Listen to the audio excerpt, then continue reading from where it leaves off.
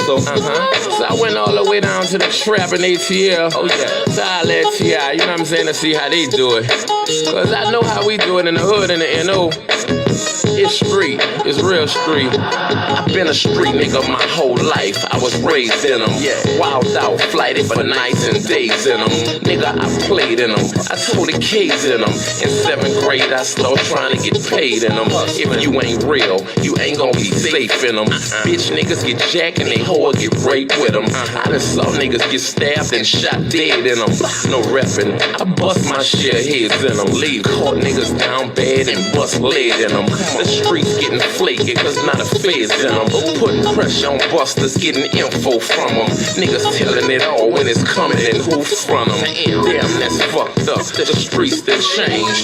These bitch niggas straight poison in the game. But Jizzle can't change the streets, that's me. I live and die by the street rules cause I'm a G. I'm a street nigga. A street nigga. That's what I've been and that's what I'm gon' be, nigga. I'm a street nigga. A straight street nigga. I was taught if I'm a play like a G, nigga. I'm a street nigga. A street nigga. That's what I've been and that's what I'm gon' be, nigga. I'm a street nigga. A straight street nigga. I was taught if I'm a play like a G. A nigga thorough as they come. Was raised in the gutters in the slum. Known as the number runner son. And the dope man nephew who uncle on the run. The candidate grandbaby hustle for the fun. The yay was sold daily from the dust to the chrome. Like easy in the 80s, nigga stayed in the sun. I swore I'd never run, so I stayed with a gun. I kept my little 380 with the blade to the sun. All I fit with God, play my card, how it come. I'ma stand like a man till it's all said and done. And that's even if they run niggas, cause I know I run with a clique of wild, misguided, underprivileged young niggas. Give a fuck who you is or where you from, nigga. You can get it, we take it. So I went all the way down to the trap in ATL. Oh yeah, so I let T.I., you know what I'm saying, to see how they do it. Cause I know how we do it in the hood and the N.O. It's street, it's real street. I've been a street nigga my whole life. I was raised in them, wild out, flighted for nights and days in them. Nigga, I played in them, I told the kids in them. In 7th grade, I started trying to get paid in them. If you ain't real, you ain't gonna be safe in them. Bitch niggas get jacked and they hoe get raped with them. I done saw niggas get stabbed and shot dead in them. No reppin', I bust my share heads in them. Leave caught niggas down bad and bust lead in them. The streets getting flaky cause not a feds in them. Putting pressure on busters, getting info from them. Niggas telling it all when it's coming and who from them. Damn, that's fucked up. The streets that change. These bitch niggas straight poison in the game. But Jizzle can't change the streets, that's me. I live and die by the street rules cause I'm a G. I'm a street nigga. A street nigga. That's what I've been and that's what I'm gon' be, nigga. I'm a street nigga. A straight street nigga. I was taught if I'm a play like a G, nigga. I'm a street nigga. A street nigga. That's what I've been and that's what I'm gon' be, nigga. I'm a street nigga. A straight street nigga. I was taught if I'm a play like a G. A nigga thorough as they come. Was raised in the gutters in the slum. Known as the number runner son. And the dope man nephew who uncle on the run. The candidate grandbaby hustle for the fun. The yay was sold daily from the dust to the chrome. Like easy in the 80s, nigga stayed in the sun. I swore I'd never run, so I stayed with a gun. I kept my little 380 with the blade to the sun. All I fit with God, play my card, how it come. I'ma stand like a man till it's all said and done. And that's even if they run niggas, cause I know I run with a clique of wild, misguided, underprivileged young niggas. Give a fuck who you is or where you from, nigga. You can get it, we taking over the city. I was raised in the belly of the beast, to say the least. My role model was doing time, so I learned from the streets. I'm a street nigga. A street nigga. That's what I've been and that's what I'm gon' be, nigga. I'm a street nigga. A straight street nigga. I was taught if I'm a play like a G, nigga. I'm a street nigga. A street. Yeah, nigga, yeah. Shit real round here.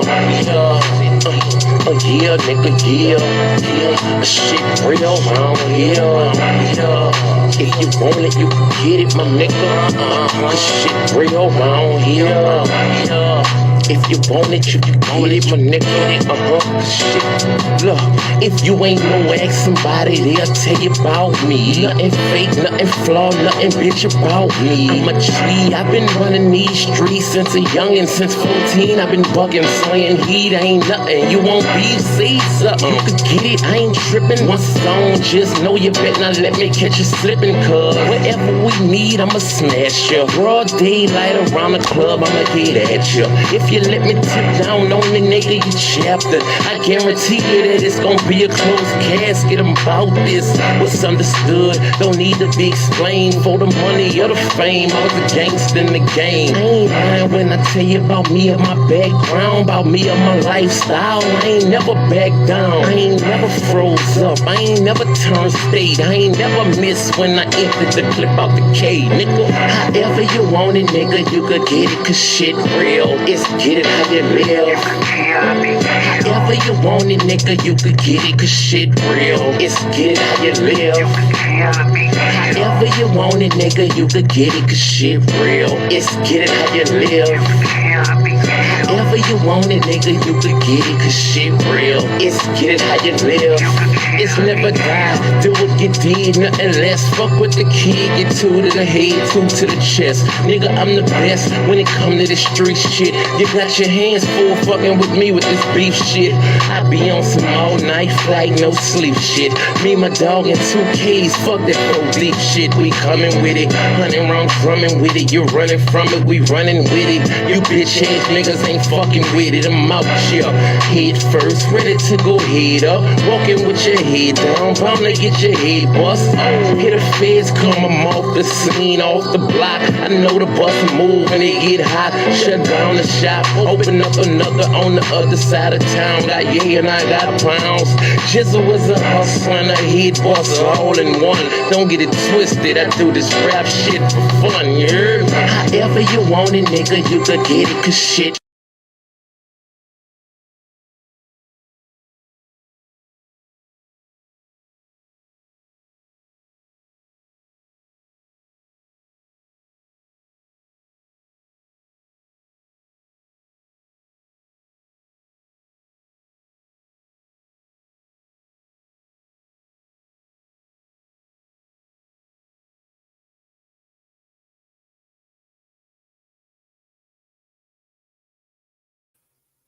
All right.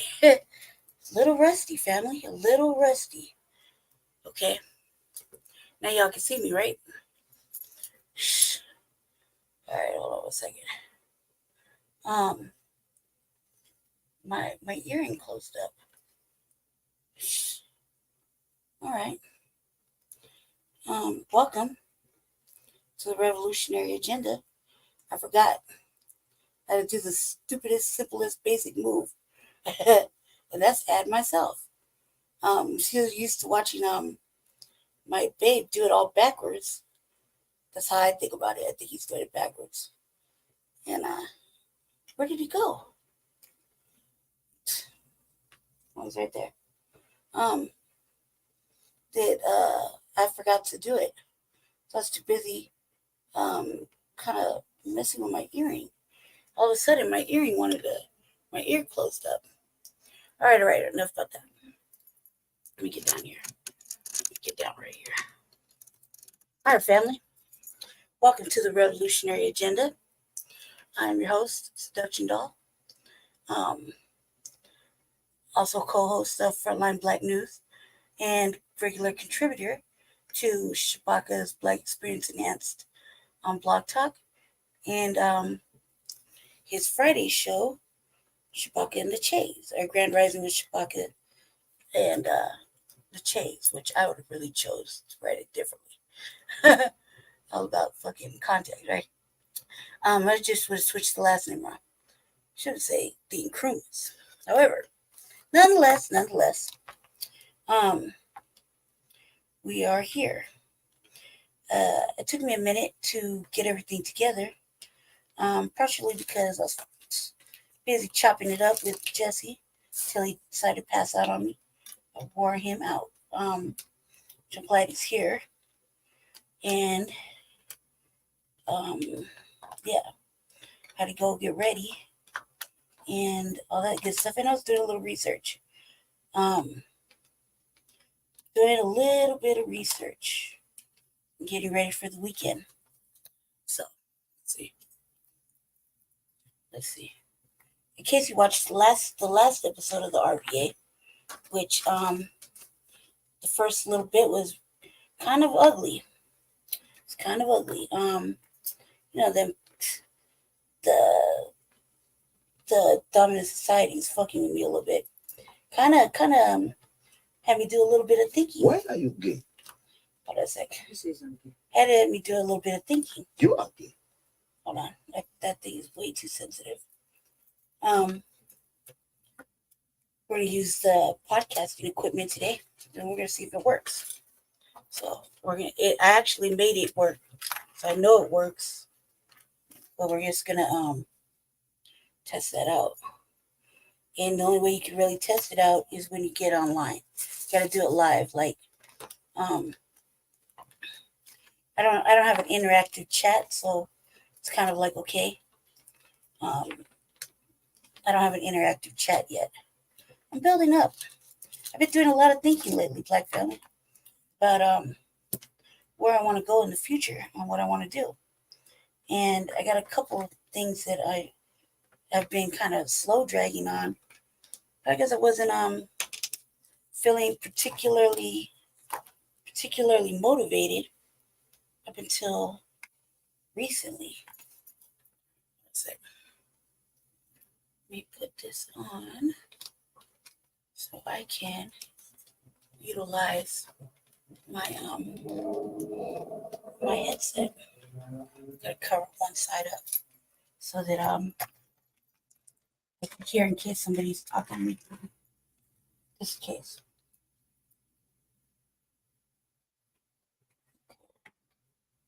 Yeah, motherfuckers always fucking with me, so I have answers for everything damn there. And I thought about it, I was like, oh, this is gonna be hot. My moments are gonna catch me. They're gonna catch me. Okay, can you hear me?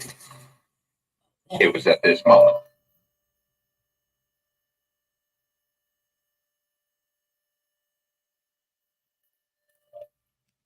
Sorry about that, family. That was hella annoying, right? Okay. Hold on a second. Can you hear me? Can you hear me?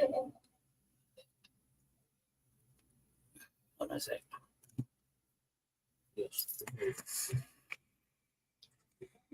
Hello, hello, hello. You can hear it on the blue speakers? Can you hear that?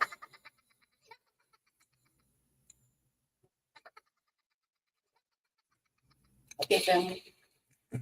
This is going to just be a test because I don't have it plugged into the main computer. So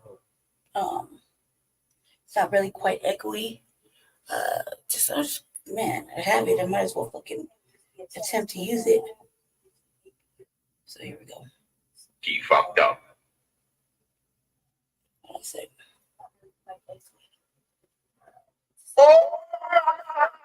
Hear that too? Outside of the blue speaker? Okay.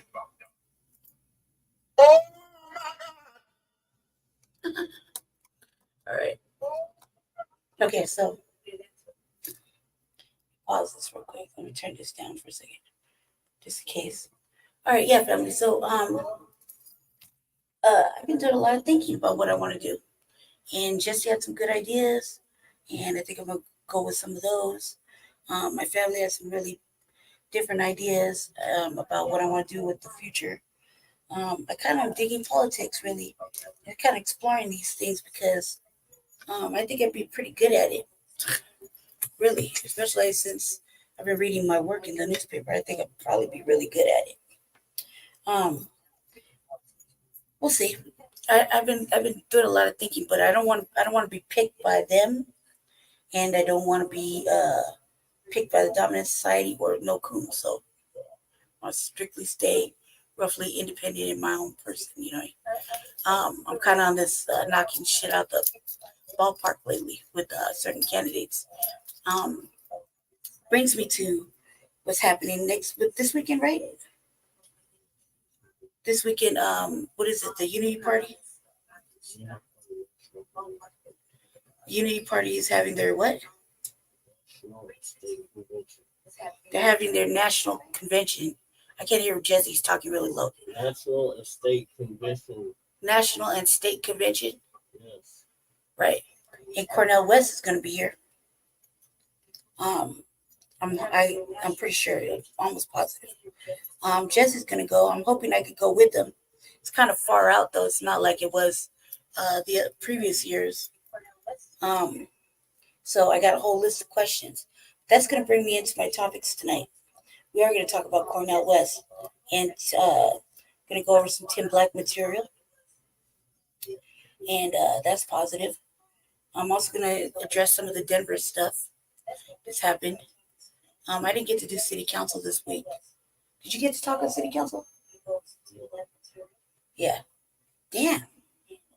I was like in the middle of the list or towards the end. Normally they don't ever get past 19. Huh? Not during public comment, no. Okay. That's typical. So I'm gonna address some stuff that I seen. I'm trying to pull up maybe an article or two. I wanted to address them on the Frontline Black News, but we were in a rush and I didn't have it. They didn't have it pulled up. I had it ready the first day, but not the third day, so I kind of fucked up a little bit. I also want to shout out Jesse and Kokizi for getting the microphone check screening here in the city from Tariq Nasheed, the new documentary. What day is that, Jesse? For May 23rd. Next month, get your tickets. I think they're $26. And so that's going to be exciting. I'm working towards that. What else was I supposed to shout out? Yeah. Oh yeah, of course. I was gonna shout that out. It's also New Black Media Appreciation Month, so shout out to them. Without you, none of this would be possible, right? And I like being a message booster. I'm not really a content creator, although I will be doing my own content here shortly on a different channel other than the RBA. That's coming up soon. I have big aspirations. So I just have a few questions I need to ask other people that are more, what do I want to say? Further ahead than I, right? They know how to generate viewership. So I got a couple of questions I want to ask about. Aside from that, it's always it's a great thing to be appreciative of the New Black Media. All this shit is happening, and you really have to thank them. So they've been putting in the work, applying pressure. A damn Black Alpha Network, he gets me amped, man. Just like that energy is like right there. I'm with everything that's been happening, and there's no going back. So we're at war, family. We're at fucking war, and we're at war with everybody, especially our fucking coons. Jesse was just over there in the free coon zone, and I was fucking irate when I watched the video. I just want to say this: that when y'all are right there, none of you motherfuckers really have anything to say. It's all this and all this, and the other time sneak dissing, and everybody acts like no one knows what sneak dissing is. Sneak dissing is evident, like. Especially when you talk to me, especially when you look at me and you talk to me and you think that this right here is not up on anything. This right here knows everything. And I see it. And I see when fucking off-brand, mammy like bed wench, broken ass bitches be sneak dissing. And I don't like that shit. That shit had me irate. But there's time and place. Everybody's gonna catch their cut at some point. You know what I mean? Simple as that. See you little eyeballs. Thank you for viewing. I'm gonna get this show started. I was feeling pretty inspired this week. I had that last little episode. Last couple little episodes have been kind of eye-opening, but in my defense, my defense. I'm using it for different things like that. That's great material right there. You know, and it makes me feel proud about myself that I'm on my shit, on my shit. So it makes me kind of feel proud about, you know, some of the checking and shit. Stuff I don't really like, but I would say, excuse me, I didn't miss it, but when I invite one of them up there, it's really I'm in hopes of a challenging conversation. Nothing stupid, like right off the top, start of violence or name calling. I just was hoping. I'm always hoping that there'd be a challenging conversation to challenge the brain. You know what I mean? A little dialogue. It never goes that way. It hasn't went that way yet. But you know, one can only hope. You know what I mean? So learned didn't learn anything from that last incident and the one before that. I just know that can't deal with uncivilized fucking beings. Simple as that. So let's get to it. Hopefully you can hear me. It sounds like I'm echoing. I hope it's not echoing for you guys, right? Sound echoey? Huh? Does it sound echoey? Only when you hit certain stuff. I don't hear it. Okay, cool. All right, cool. All right, let's get into it. I want to start off with this one clip, though, real fast, of Jennifer Lewis. I want to talk about Jennifer Lewis just for 2 seconds. I just was like, this is so, ugh, you know what I mean?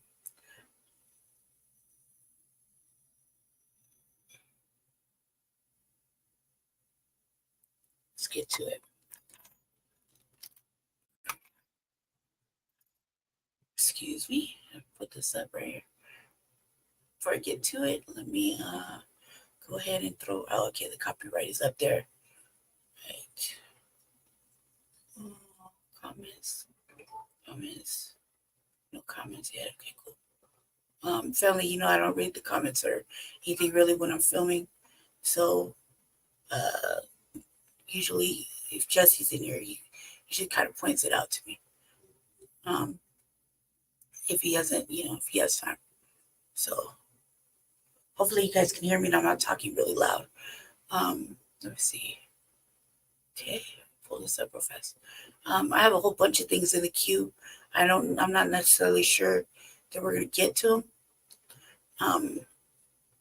But I'm gonna try my best. Let's talk about Jennifer.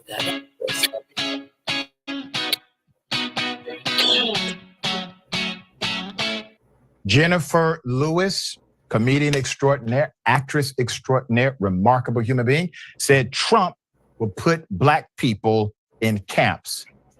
Here it is. Dear God, what have we done? Oh, I'll tell you what we've done. Yeah.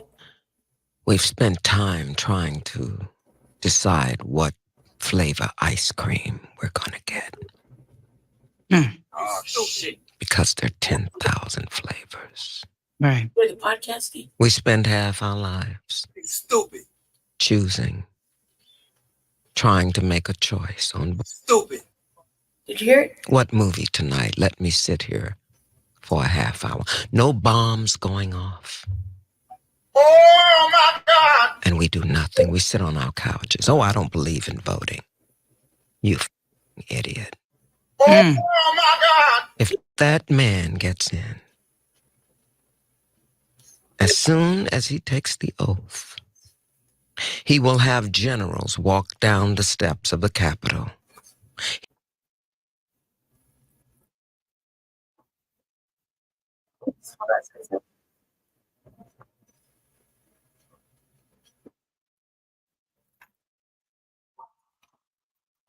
Raged by her comments.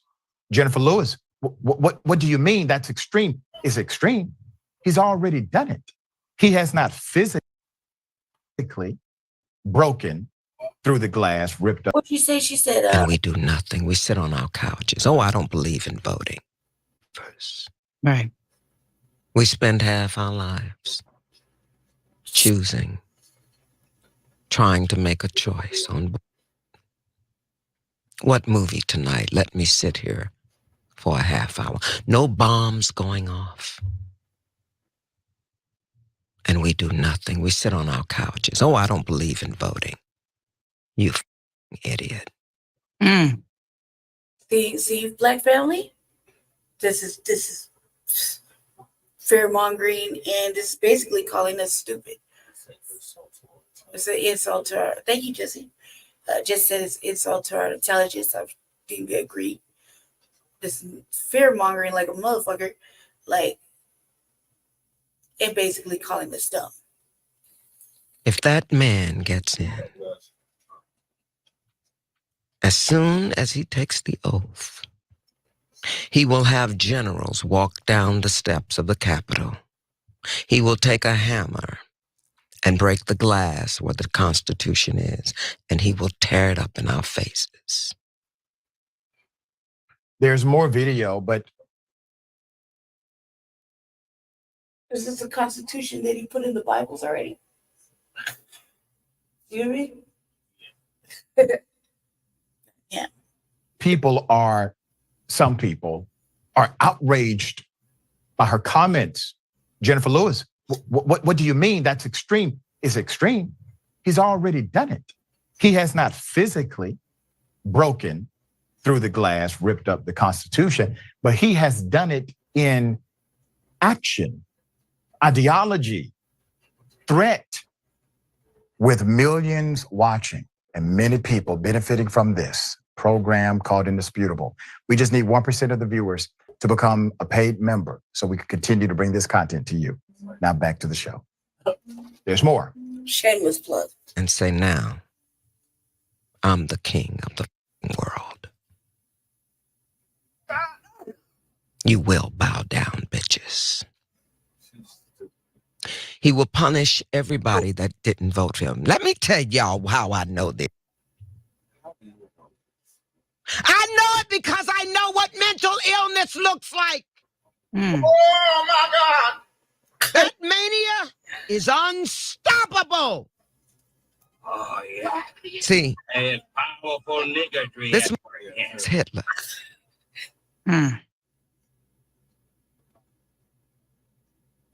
He didn't come to play.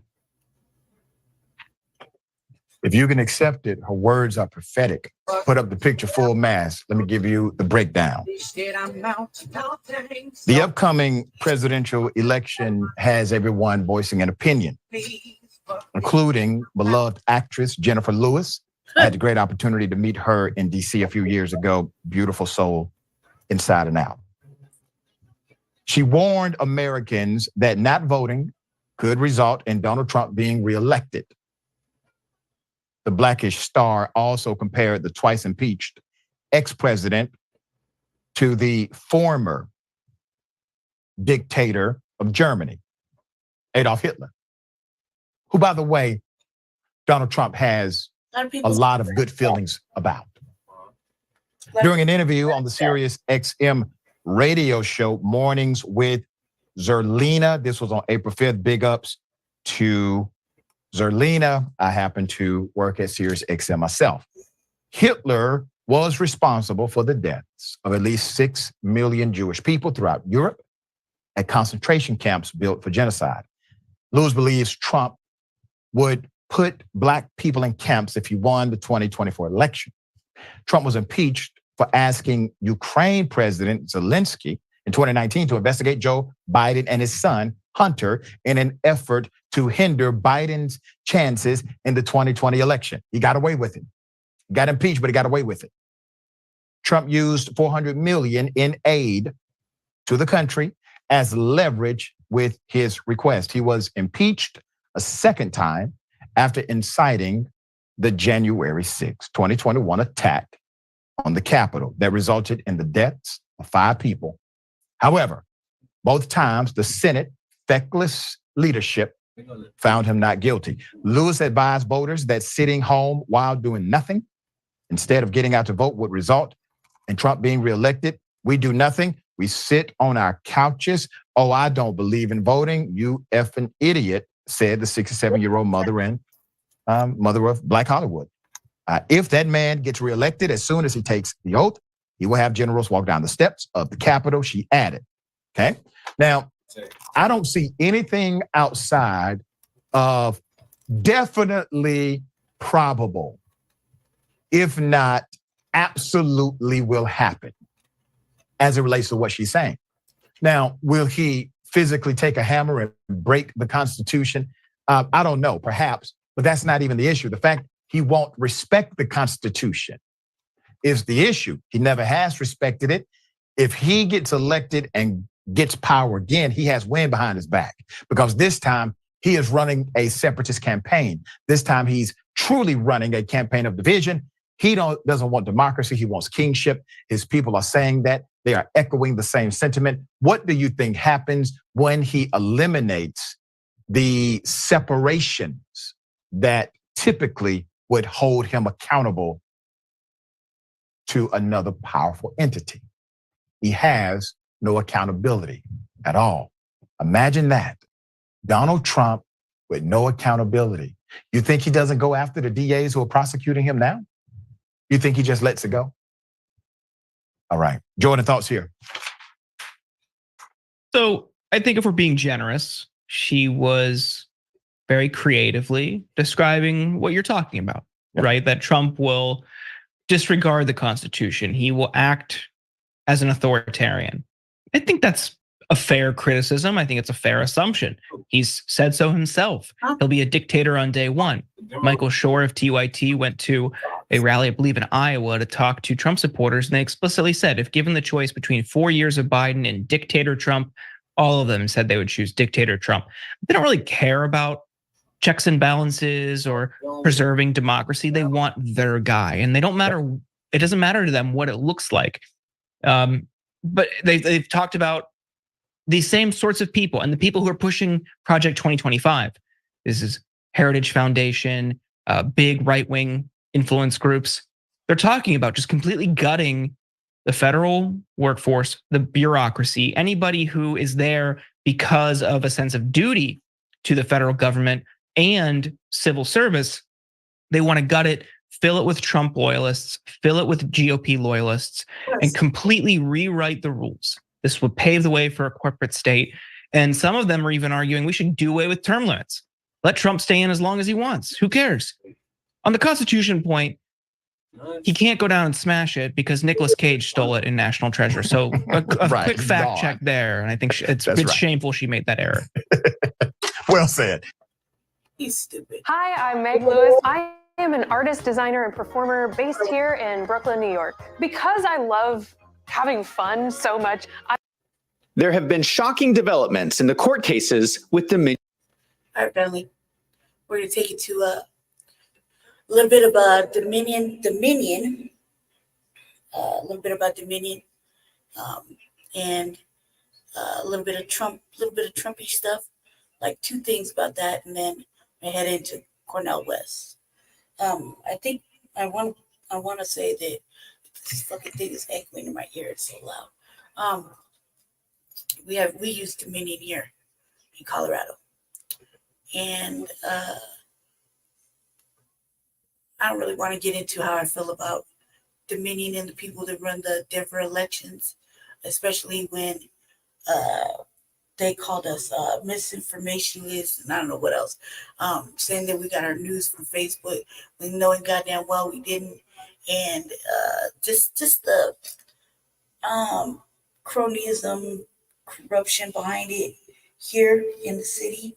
I don't want to get into too much because I don't like to be called a liar or a poor sport, and neither which are true. So, I have this thought about firing people, and you'll hear me say it all the time that I believe certain people should get fired, 10 people up and 10 people above them, and shutting down things. This is one of those things I think about when it comes to the election department. I think, my opinion, the people that run the election department need to be fired immediately. And like the last election, been redone. Not for our purposes, of course, not for our purposes. But the fact that we know somebody that actually took them to court, and we got to paperwork on that too. And they managed to get away with a lot of shit. There's a lot of shit happening This is a democratic state. I hated to say it. It is. And people only make moves based on that. Fuck right or wrong. It's vote blue no matter who over here. Seems like. It's for another show. But I'm going to start with this because I think it's important. So we're going to watch Wolves of Finance because I like Wolves of Finance. I like the dude that does it. It's because he's kind of entertaining me. Okay, copyright is up. Let's get it.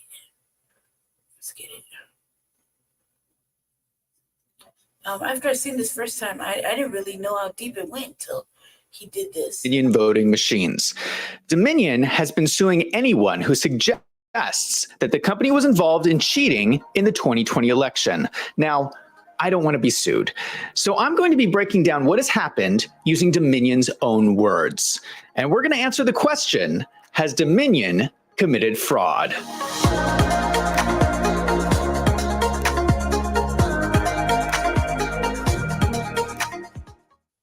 In the 2020 election, Dominion voting machines were used in 28 states and Puerto Rico. This included every swing state.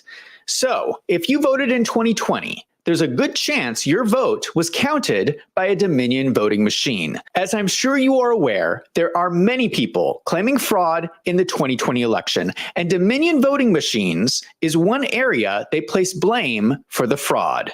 Dominion has been suing people over these allegations. The most famous example is their lawsuit against Fox News. I want to walk you through this lawsuit because I don't think a lot of people understand what happened. Dominion sued Fox News over 4 main types of statements. Fox would bring speakers on their shows, like Rudy Giuliani or Sidney Powell, who would make these statements. The fraud lie, the algorithm lie, the Venezuela lie, and the kickback lie. These are the terms that Dominion uses to refer to these statements. I'm going to go through each one. The fraud lie is pretty straightforward. It's the idea that Dominion was involved in committing fraud in the 2020 presidential election. The algorithm lie is based on the idea that software in the machines was used to manipulate votes. The Venezuela lie says there is a connection between Dominion and Hugo Chavez in Venezuela. The theory is that Hugo Chavez worked with a company called Smartmatic to create electronic voting machines for Venezuela. They purposely built vulnerabilities into the software so that Hugo Chavez could control the outcome of the vote. After they started using these machines, they held a vote in Venezuela that eliminated term limits for Hugo Chavez. The theory is that Dominion and all voting machine software is based off the original code used by Smartmatic, and that the anomalies people experienced in the 2020 election are similar to anomalies that did happen in the Venezuela elections. The kickback lie refers to the enormous amount of money that Dominion makes from elections. Just for example, Dominion's contract in Georgia was $107 million. The theory is that politicians were influenced to favor Dominion in government procurements through political donations and other kickbacks. Now, in this video, I'm not going to say whether these theories are true or not. You can look into them on your own. What I do think is interesting is what happened in the lawsuit with Fox News. The judge in this case is someone named Eric Davis. He's a Democrat judge in the Democrat state of Delaware. He was appointed by Democrat Governor Jack Markle, who had close ties with Joe Biden. In fact, Joe Biden was so friendly with Jack Markle that he appointed him last year to be the U.S. ambassador to Italy. The point is that this court is not going to be a venue that would be favorable to Fox News. In a shocking turn in the case, Fox News requested a summary judgment, requesting that the case be dismissed. Summary judgment means that the judge decides on the outcome of the case before it goes to trial. You would typically ask for summary judgment in a frivolous lawsuit. For instance, if someone sues you and it's a bogus lawsuit with no evidence you did anything wrong, you can ask the judge to just throw the case out. That way, no one has to go through the process of a trial for a frivolous case. There is a risk to doing this, though. Under summary judgment, the judge must evaluate your request after viewing the record in a light most favorable to the non-moving party. The judge is going to look at the evidence in a way that is most favorable to your opponent. If the case still looks frivolous, the judge can throw out the lawsuit. In the case with Fox News, it's really confusing to me why they would ask for summary judgment. Why would they ask this judge to consider the evidence in a way that's most favorable to Dominion? Let's look at the evidence in this case. In the 2020 election, Fox News was the first major news network to call Arizona for Joe Biden. Remember that Arizona did not finish counting votes until a month after Election Day. So it was very strange for Fox News to call the state so early in a move that essentially solidified the election for Joe Biden. On top of this, when people started complaining about election fraud, Fox News produced a fact check 10 days after the election. Their fact check states there was no evidence of widespread fraud, and claims about Dominion switching or deleting votes are 100% false, and claims that votes for President Trump were deleted are mathematically impossible. I want to just stop and think about this, because these statements seem ludicrous to me. They are claiming there is 0% chance that any employee at Dominion did anything wrong with the election at all. It is a mathematical impossibility. How can any fact checker say that? There is no chance whatsoever? They are making this statement only 10 days after the election, before multiple states have even finished counting their votes.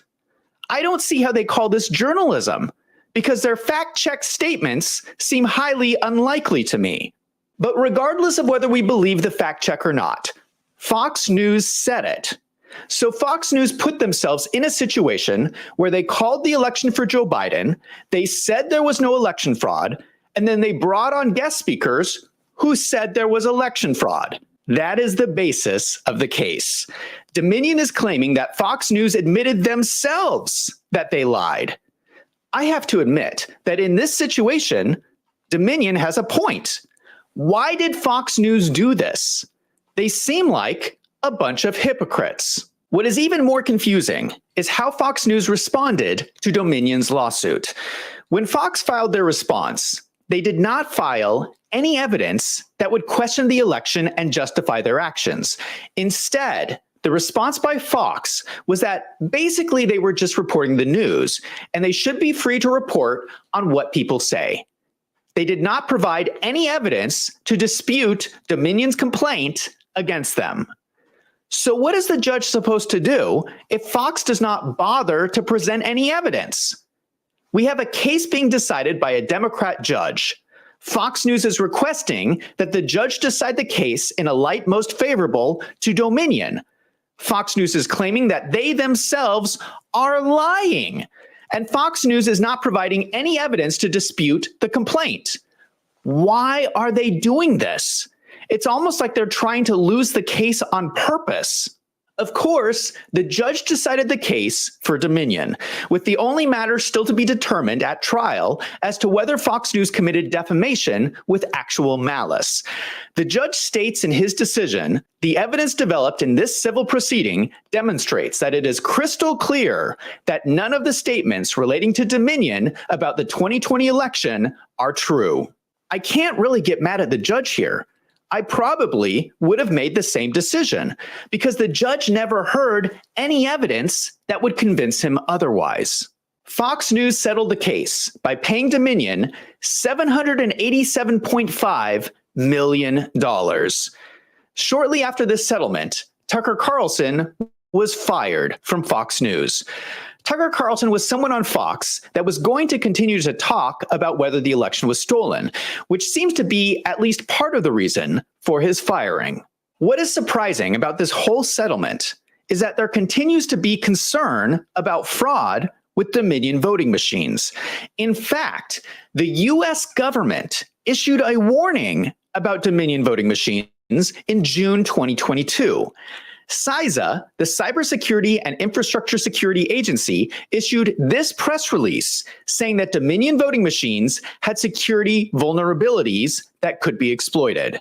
People are so outraged over this that the people in Georgia have been fighting in court to remove the use of Dominion voting machines from their elections on the basis that they're not secure. In January 2024, a computer scientist demonstrated in court how he could manipulate a Dominion voting machine using only a pen, a fake $10 voter card, or a $100 USB device. In a matter of seconds, he could rig the machine to print out as many ballots as he wanted. I'm going to explain how you fake a Dominion voting machine. This is all public information anyone can find on the internet.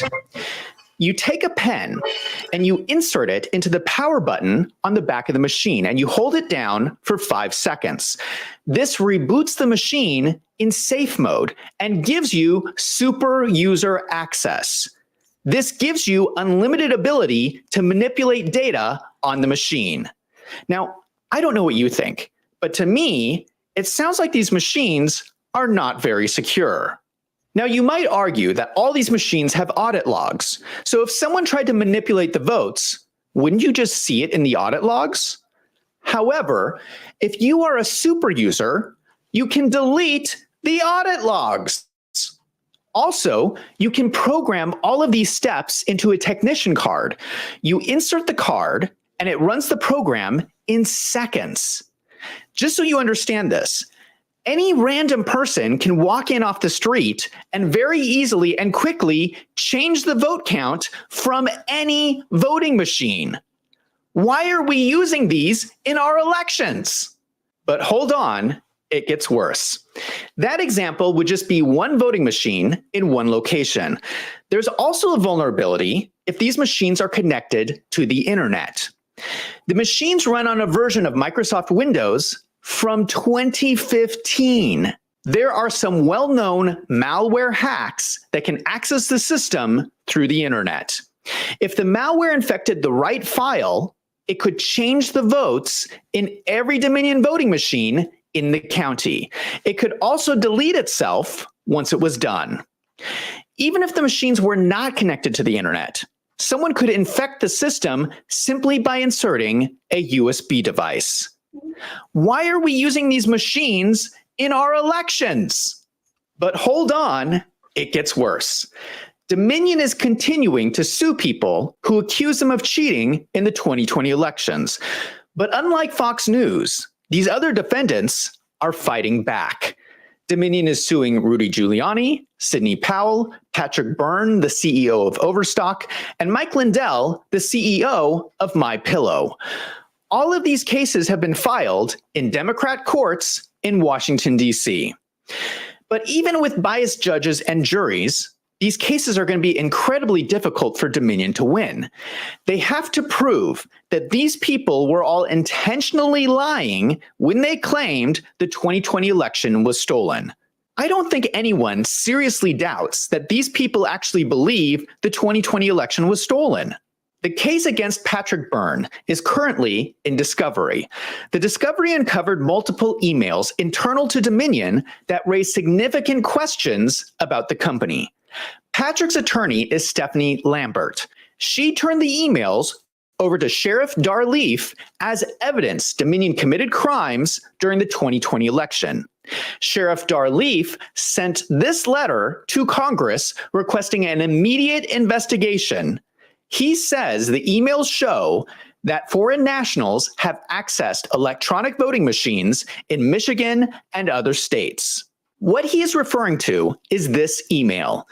Dominion has offices in Serbia. This is an email chain of Dominion staff in Serbia talking about running a test on Colorado voting machines. They are going to connect to the machines and vote. I quote, "Let's try and run the whole test for the Colorado project and full-face ballot by voting. Why do Serbians have the ability to log into US voting machines and vote?" This is especially troubling because Dominion has always tried to combat accusations about their voting machine vulnerabilities by claiming that the machines are not connected to the internet. Well, if they're not connected, how are the... Let's ask this real question. Why do they want to do it here? You know what I mean? Serbians, why do they want to do it here? And let's see, what year did they do it in? See if you can say it. Dominion committed crimes during the 2020 election. Sheriff Darleaf sent this letter to Congress requesting an immediate investigation. He says the emails show that foreign nationals have accessed electronic voting machines in Michigan and other states. What he is referring to is this email. Dominion has offices in Serbia. This is an email chain of Dominion staff in Serbia talking about running a test on Colorado voting machines. They are going to connect to the machines and vote. I quote, "Let's try and run the whole test for the Colorado project and full-face ballot by voting. Why do Serbians have the ability to log into US voting machines and vote?" This is especially troubling because Dominion has always tried to combat accusations about their voting machine vulnerabilities by claiming that the machines are not connected to the internet. Well, if they're not connected, how are the Serbians logging in? In fact, here is the CEO of Dominion testifying under oath that there are no modems in Dominion machines that can connect them to the internet. And so are those networked? Is the computer then networked directly to the tabulator on a local area network? Are you ugly? Are you insecure about your crooked ears? The systems are designed to be closed networked, which means they are connected to each other in a local area network, but they are not designed to be connected to the outside world through either an internet connection or any other external connectivity device. Does Dominion have any way to remotely access any of the information on any of the equipment or have remote access within the machines themselves? No. So there is no modem at all in these machines? The only modem is the one that I described that has a very, very particular function on the precinct. And we do not have access to it, and nor can we modem into that machine. Does anybody have access to the best of your knowledge? No. The CEO is lying. We have the emails of Dominion employees, foreign nationals, who are talking about accessing the voting equipment. The CEO is committing perjury here, but it's even worse than that. Here's the certification from the EAC, the U.S. Election Assistance Commission. They are the organization that has certified Dominion voting machines for U.S. elections. In this document, the use of modems to connect to the internet is marked no. If this is not correct, and Dominion is using modems to connect the voting machines to the internet, that means they lied to the EAC. This is another email from Dominion employees talking about voting machines in Alaska. They say the remaining 304 in Alaska were retrofitted with dial-up modems and received in all 5 regional offices. Why is Dominion putting modems in the Alaska voting machines? This not only means that the CEO lied under oath about the modems, it means that Dominion lied to the EAC. And it means that Dominion has lied under oath in every single lawsuit against Fox News, Rudy Giuliani, Sidney Powell, Patrick Byrne, and Mike Lindell. Not only that, consider all of the money Dominion has made off of taxpayer dollars. Dominion would have gone through a procurement process based on their EAC certification. That means they also lied about the modems to obtain enormous amounts of taxpayer dollars. That is evidence of fraud. So I will ask again, why are we using any of these machines in the upcoming election. Again, I'm not even addressing the issue of whether Dominion cheated in the 2020 election. I am saying that there is evidence that they are committing fraud right now. Just so you understand what this means, Fox News paid Dominion $787.5 million in their settlement. If Dominion lied to get that settlement, and if Fox News has lawyers that are any good, they can ask that the settlement be overturned because of fraud. And Fox News can ask for all their money back. Now I want to hear from you. What do you think about Dominion? Damn. So I think about that. Well, you know, we know they were here. And so, you know, I've been kind of like, you know, exploring my due diligence about this. Because I don't like the people with autism can't go to college. There were bizarre election rigging claims in 2020 came out of Colorado, and it targeted a Coloradan. It said that one guy was behind rigging the election against Donald Trump, one employee of Denver-based Dominion Voting Systems. That man's life has been threatened, turned upside down, and today, a court gave the green light to his defamation suit against the conservatives who accused him without any evidence of rigging the election. Eric Coomer is that Dominion Voting Systems employee. The court ruled that he has a, quote, reasonable likelihood of success in his far-reaching defamation suit. He is suing the Trump campaign and various right-wing commentators who spread unsupported claims that Coomer used Dominion Voting Systems machines to rig the election. The claim originally came from a guy named Joe Altman. He is a conservative political activist, now podcaster, who's from Douglas County. He claimed that he heard an Antifa conference call outlining the election plot. Is this a massive case of fraud, Joe? I think this is a conspiracy to commit fraud against the American people. Okay. This is a massive, massive, massive putting your finger on the scales of the election. Talk Radio is happy to promote his claim, but Altman never provided any evidence that the phone call actually happened. That did not stop Altman from suggesting that Eric Coomer committed sedition, punishable by death. Altman, who is still quite popular and quite powerful in Colorado Republican politics, has called for mass hangings of politicians and journalists that he accuses of treason, including a call for the hanging of President Joe Biden recently. Now, the president, he has Secret Service protection. Many others targeted by Altman, including Dominion Voting Systems' Eric Coomer, do not have that kind of security. The threats, the harassment that have been directed at Dr. Coomer, those are still ongoing to this day. I mean, just within the last couple weeks, people have been posting his home address and phone number on social media. And when you have somebody out here calling for executions for treason, of course, it's going to give rise to this sort of violent rhetoric, this sort of violent threats. And that's really the problem that we're still dealing with to this day. This lawsuit has been on hold for nearly 3 years, while the Trump campaign and other defendants tried to have it dismissed. Now, with the court ruling, it will go to trial, unless they settle. Coomer and Dominion have filed several other defamation suits for those election rigging lies. Fox News Channel settled with Dominion last year for more than $780 million. Most people have no clue that in 2023, the best way to make money on Amazon. it just the rabbit hole gets deeper and deeper. I wanted to point that out just because we use Dominion systems here. And like I said, when it happened, when we were during the election, we seen firsthand how the people, not the machines, but the people, try to spin their own narrative.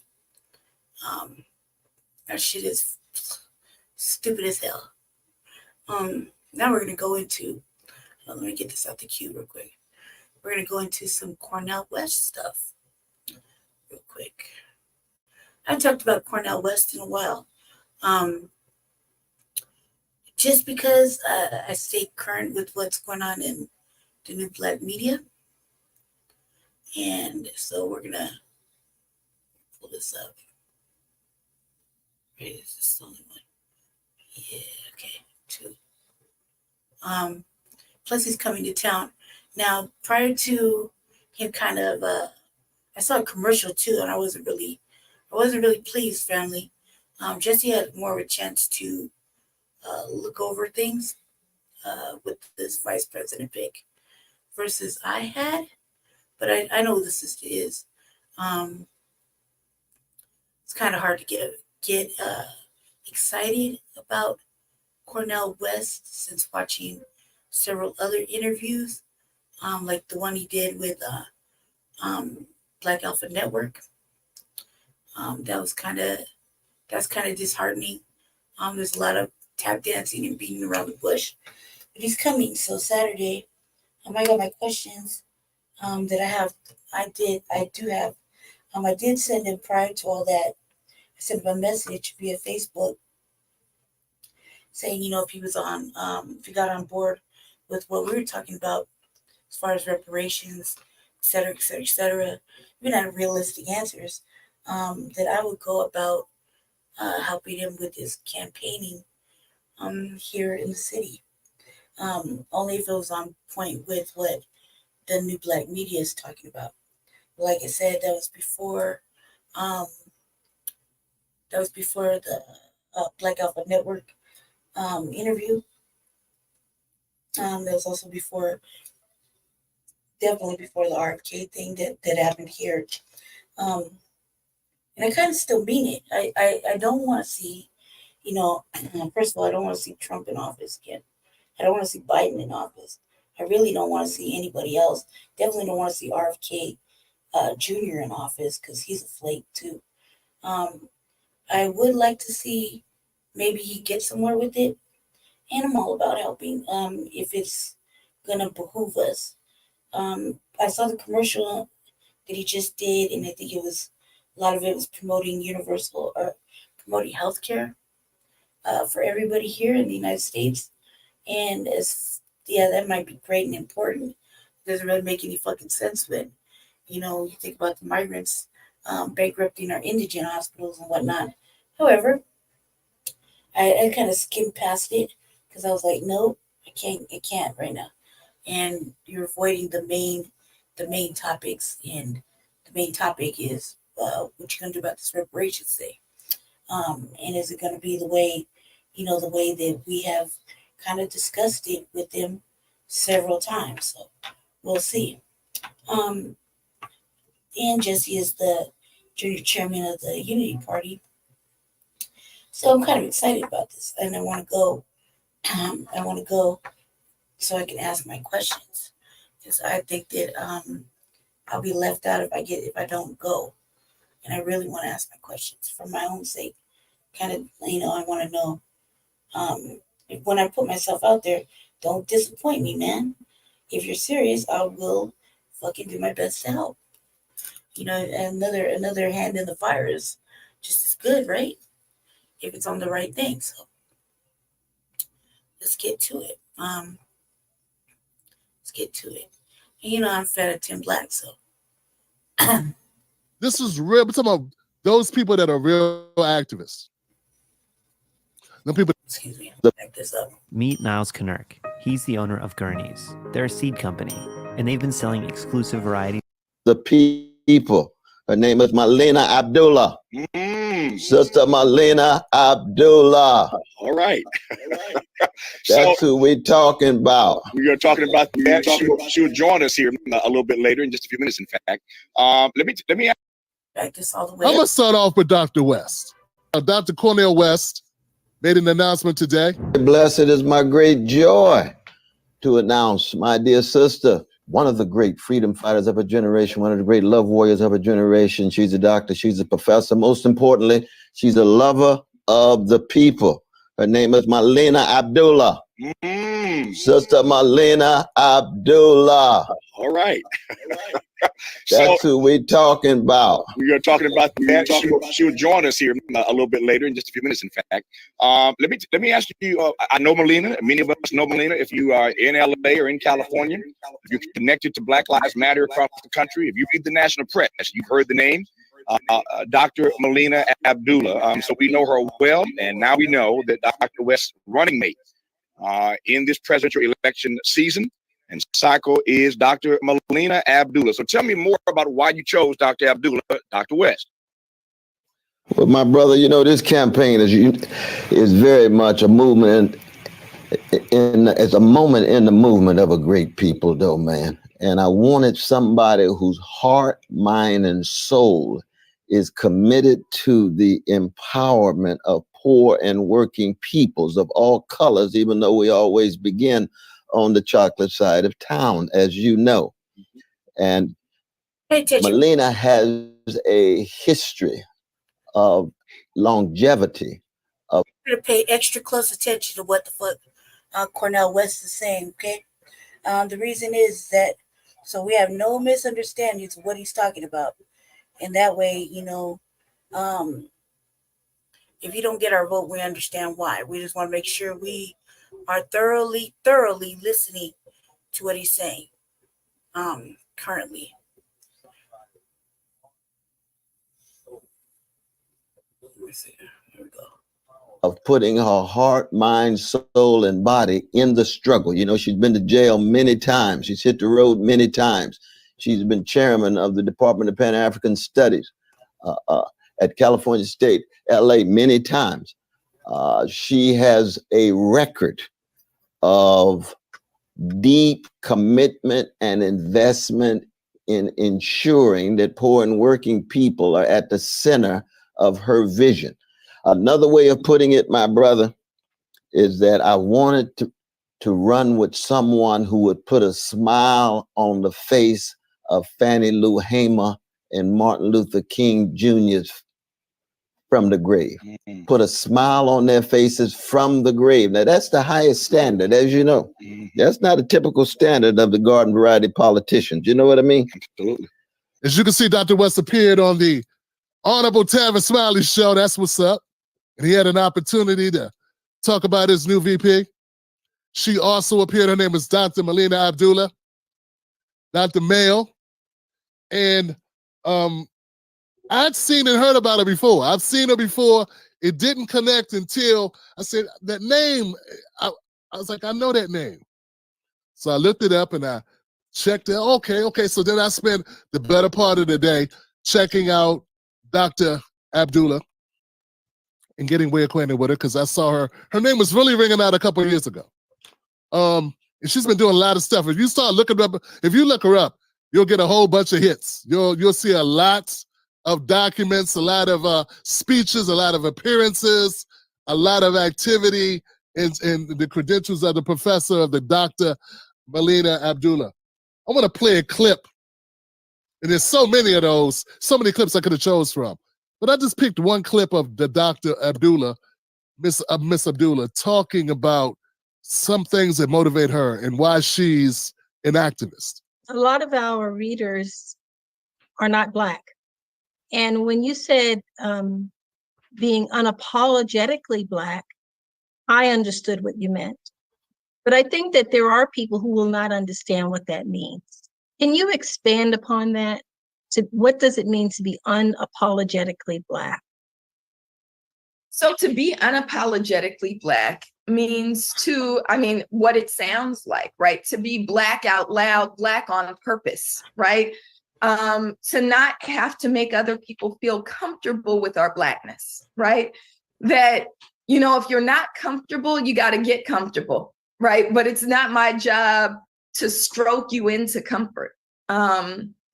There was a time, if people just remember 10 years ago, where we were told that we had to be quiet about Blackness, that every time we said Black, we had to couple it with Black and brown or hide it under a people of color umbrella.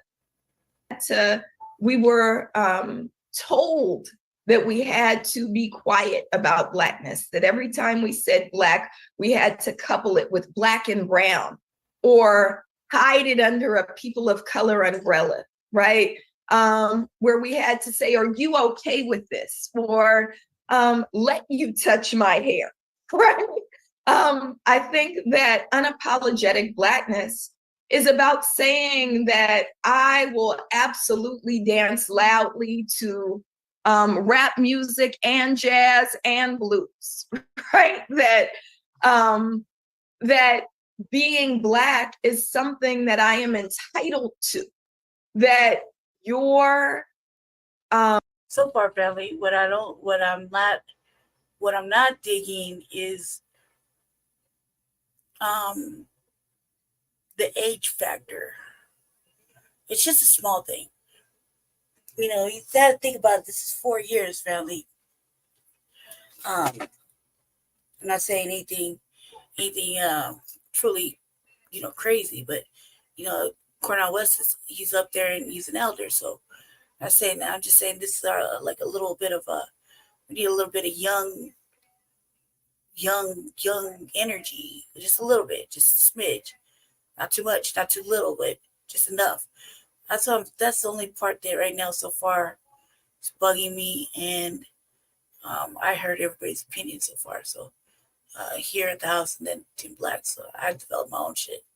Just saying, so far I'm like, white privilege is not something you're entitled to. I could be wrong, right? And I think that the world becomes better when we are unapologetic about who we are and challenge the world to catch up with that. Yes, yes. Wow. Have you heard of this brand new product that instantly cleans toilets without any scrubbing? Take any dirty toilet, pour in. Wow. I trust anything. Wow. Look, I'm not going to do a lot of claps, but we got to clap for that. We got to clap for that, Dr. Abdullah. I'm going to tell you something, guys. Folks, I got to tell you, Johnson. I have to tell you. And I used to call everybody Johnson. That was the thing. It was a thing. I created like 4 or 5 years ago, calling everybody Johnson. And then the show started. They made a show called The Johnsons. So I stopped doing it because I was pissed. Because I've been doing that for years. And then 4 years in, a show popped up with the same premise. But I like the idea of just calling everybody Johnson, because that makes us all connected. And I can feel like I'm talking to just one person, one Johnson. This course is tougher than we thought, but hey, So that's what I'm going to say, Johnson. Because we're all in this together. We're all Johnsons. We're Johnsons. My community, Johnsons. So Johnson, when I was when I found out who Dr. West had chosen as his vice presidential running mate, his VP, and I saw that it was Dr. Abdullah, and I was like, oh man, I was disappointed. I was disappointed at first. Let me explain why I was disappointed, because I said, damn, Dr. West ain't gonna be able to win. Because he got a black woman, man. It's gonna be hard, man. It's gonna be hard, man. It's gonna be hard for Dr. West to win now. He got a sister, man. It's 2 black people. America don't want a real black brother, let alone a real black sister. I said, damn. Anybody else feel this way? Anybody else for a moment feel this way? Be honest. Be honest. We all born into the same system of white supremacy. Let's be truthful. It's okay. That's the first thing I thought, man. Then I started thinking about what Jimmy Dore said. And what's the guy? Bloomberg. Not Bloomberg. What's the guy that's real friendly? A lot of people like him. It was a guy from the gray zone. You guys know what I'm talking about? I was thinking about what Jimmy Dore said with Blumenthal. Blumenthal, that's his name, Blumenthal. I was thinking about what Blumenthal was saying. I was thinking about what all those people that were friends. Max Blumenthal, Max Blumenthal, all of them are saying that Dr. West wasn't a serious candidate. And then I saw all of the white left, well, the majority of white left, online white left in that certain space. Because they ain't no all or nothing, right? Remember them all saying that Dr. West was not a serious candidate because he was talking about what? Black issues. Black issues. I said, damn. Without speaking to him. Damn. I had to sit with this all day, right? So Mrs. Black was like, they reached out to him and Dr. West wants to come on the show. Mrs. Dr. West reached out to my wife and was like, hey, you know, want to come and see Tim Black? Want to come see Tim Black? Let us know. I've got both. You know, Tim Black, that's our guy. We got to come see him. Make this announcement. We're going on Tavis, but we'll come on your show soon. Let's just do it. And I was like, hold up, don't tell her just yet because I got to do my background. I got to make sure I know what to say. And I had trepid folks. I was going through it today because I was like, can I still support Dr. West? How do I feel about this? And I sat with it. And I started doing my research about Dr. Abdullah. Now, like once again, that was when I first saw it was a sister. When I first saw a connection to Black Lives Matter, I said, damn, Black Lives Matter? Not Black Lives Matter, man. Oh my God, all the incoming, all the drama, all the anger, all the frustration. And that's from Black folks. I'm not even talking about the white folks, as we already know. I already told you what Jimmy Dores was already saying when he said, when they found out Dr. West is going to bring up issues about Black people. They said, oh, it can't be taken serious. So we're not talking about them because we know how they already felt. But I was talking about the Black folks who have a bitter taste in their mouth about Black Lives Matter, the organization, right? The brand of Black Lives Matter. And that she was a founding member of that. I said, damn. I don't understand. I just don't understand. Then I listened to her talk. I listened to Dr. Abdullah talk. I listened to what she was about, and I said, damn it, man. I felt badly. I felt a tinge of shame for even second-guessing Dr. West on this. Because let me tell you something, y'all. This is the first time a Black woman there has been two Blacks on the top of a ticket.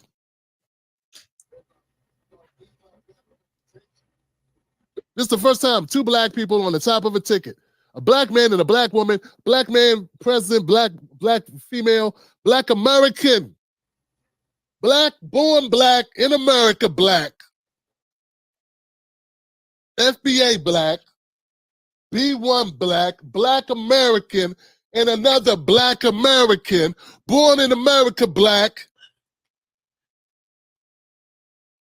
She a Pan-Africanist professor, a professor of Pan-Africanism. I said, damn it, I gotta check myself all the way up. I said, damn, now I'm feeling bad, right? I'm like, damn. Then I'm seeing all the work she put in, arrested several times protesting. This is not that BS. Where the cameras at? Where the cameras at so I can get on TV shit? This is real. We're talking about those people that are real activists. Those people that really put that work in. Sure about that. Those people that really show up. Those people that really put their lives on the line. That's what I'm talking about. I'm talking those type of people. That's the type of person Dr. Abdullah is. I said, well, you know what? That's okay, Tim. Don't feel bad. You were wrong. You for a second, you were wrong. It's okay though, Dr. It's okay, Tim, because use it and be authentic with it. Because there are gonna be some of your viewers that feel the same way. Then explain to them why you feel optimistic about this, broke, subjected to oppression, who support all people, who are both committed to the same cause, revolution, ending these structures that keep us broke, subjected to oppression, to bullshit ass, corporate, capitalistic monarchs, ruling class, 1%ers ruling over us, police brutality, mass incarceration, climate discrimination, the environmental injustice, criminal injustice, medical injustice, health injustice, everything, just name it. We have an opportunity to support two candidates who support our values and support our values.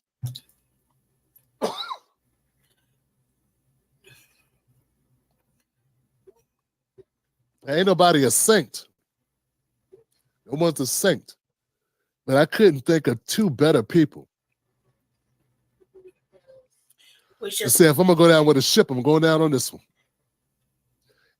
It's going to be really hard for people to hide. See, I want to make it uncomfortable for the people to sit on the couch this time. I want to make it uncomfortable for them. You ain't got to vote Democrat. Please don't vote Democrat. Vote independent. Vote Dr. West. See, I think there's some dirty money out there floating around. Mm-hmm. Folks, I think there's some dirty money floating around that's telling people not to engage politically. Mm-hmm. What would be their reason for not supporting the first all-black ticket? At a time when we're running Dr. Cordell West, Dr. Abdullah, Dr. Melina Abdullah. How could you say no to that? How you gonna say, oh, I just want to know, what's gonna be the rationale to say no? See, I want to flush out the dirty money people. I'm gonna flush out the dirty money people. I'm gonna flush out the people that are insincere. I'm gonna flush out the people that, because see, you can feed, whether intentionally or unintentionally, you can feed on despair. You can eat off people by chewing at their despair and their frustration without offering any solutions. That might be it. And what this ticket does, by having Dr. West and Dr. Abdullah not be Democrats, not be Republicans, be independents, that takes that whole thing away where we say, we got to keep our vote because we can't reward these bad policies and these bad parties. Well, here we go. I give you two. I give you an unprecedented ticket of two FBAs, two black women and men, a black man, a black woman, two doctors committed to upliftment, committed to ending this shit system that we have. Mm-hmm. Let's start here. Nothing's perfect, but let's start here. I want to hear somebody make the case for why we can't start here. Why not start here? If we got so many black folks that are so tired of Joe Biden, let's start here. We got so many people that are looking at Trump saying Trump is a white supremacist, a racist, an evil man, horrible, whatever. Fine. Let's start here. I want to know, what's your rationale? Say I'm totally wrong. You ain't taking money. No one's paid you to have this opinion that you have. You're not hoping to get some payoff from viewership or whatever. You're not, maybe no one's paying you. Maybe it's just the advertising revenue. Maybe just make money off coming from the narrative that there's nothing we could do, and therefore we should do nothing until everything is perfect for us, and then we do it. Or maybe you could just prove me wrong and shut me up and shut us all up. See, I want my people to be so aware of what's happening. Like I Get any covert activities, won't be able to stand. If you want something perfect, you're gonna have to help put in the work, right? Like, he's a scholar, for God's sakes, you know what I mean? So him wanting to do this is a fucking brave act in itself. Him picking her, it's another brave act in itself. But I think that if we want him to be the best candidate for us, meaning FBA, I'm not really concerned about everybody else right now. Everybody's doing what they always do, only thinking about their own interests. But as black people, I think we're going to have to do the work and actually help him get to be the perfect fucking candidate. So we could vote for him. You know what I mean? Can't vote for him right now, right this minute. I mean, first, his website is not Could be way better. Hers didn't say anything about reparations, according to what Jesse said. I have to find the link and I have to look it up myself. Secondly, that Black Lives Matter shit is kind of a black eye on the resume. However, is she talking about reparations? Let's find out. You know what I mean? Is she talking about FBA delineating and getting reparations due to, based on lineage-based cash payments? Is she talking about doing any kind of executive orders to get it moved past the through all the people, through the three branches? What is she really talking about? So, I mean, these are questions that I have. That I'm writing them down, and things I want to know, because I did say I would help if it was in accordance with what the new black media was talking about. Also, here in the state, I think it would probably be good. I think it's different. I don't want to help anybody on their Biden campaign, and I sure as fuck don't want to help anyone elect Trump. And it's already kind of planned like that. You know what I mean? So I don't want to contribute to that. Speaking of, neither Trump nor Biden people actually call in to really defend themselves on why they should. But when we see them in person, they're very fucking adamant, and the bullying is real. You know what I mean? I want to see. I really want to talk to them and see where their brain is. And I mean, all these interviews are indications of where it's at. So it's not to deflect from our brothers doing the work. Not to really deflect on that. I just think that if I'm going to put myself out there and I really want to help for later on, I think that I want to know, is this in alignment with what we're talking about? Is she in alignment with what we're talking about? How does she feel about, what about a crime bill? What about, certain protections that Black people don't have? What about the hard pause on this immigration? What about punishing the other countries? I got questions. The truth, man. Let's let the truth come out. And all I'm saying is, when you got two candidates, you got a ticket like this, I think you got to pull the trigger and support it. I mean, let's face it, you're not going to get this in the Democratic Party. Haven't they shown you they've never given you this, therefore they will never give you this? You're not going to get this in the Republican Party. Come on, guys. You're not going to get this in the Republican Party. We're giving it to you. It's brought to you by a new party, the Justice for All Party. Brand new party. What's stopping us? What is stopping us? You want to send a message to the Democrats? Send a message. You want to send a message to Trump? Send a message.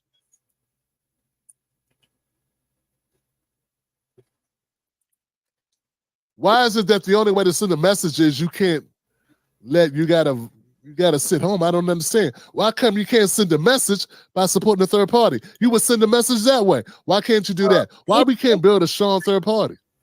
Here's the thing. It will pay us dividends, not just this election. With the third party. See, if you just sit home. That's the thing. Like, look, we're saying hold our vote and we're going to sit home and sit on the couch. It's because neither or nobody was offering what we were looking for as far as reparations, and a whole bunch of other things. No one's really talking that to us. They're talking about everything other than that. That's the reality, right? It's all inclusive. It's black and then fill in the blank. There's not specific conversations specifically geared towards Black Americans, foundational Black Americans, however you want to word it. Is everything for everybody else, including people that live abroad. So that's the problem. That right there is why people are saying they want to sit on the couch. And, they're not going to vote because it's already geared towards Trump, Biden really not really making a fucking full attempt to really talk to us. He's talking at us, around us. It's fucking broad. Where the fuck was she? You know, the first 3 years. We've seen both regiments, and none of the third party candidates have really stuck out.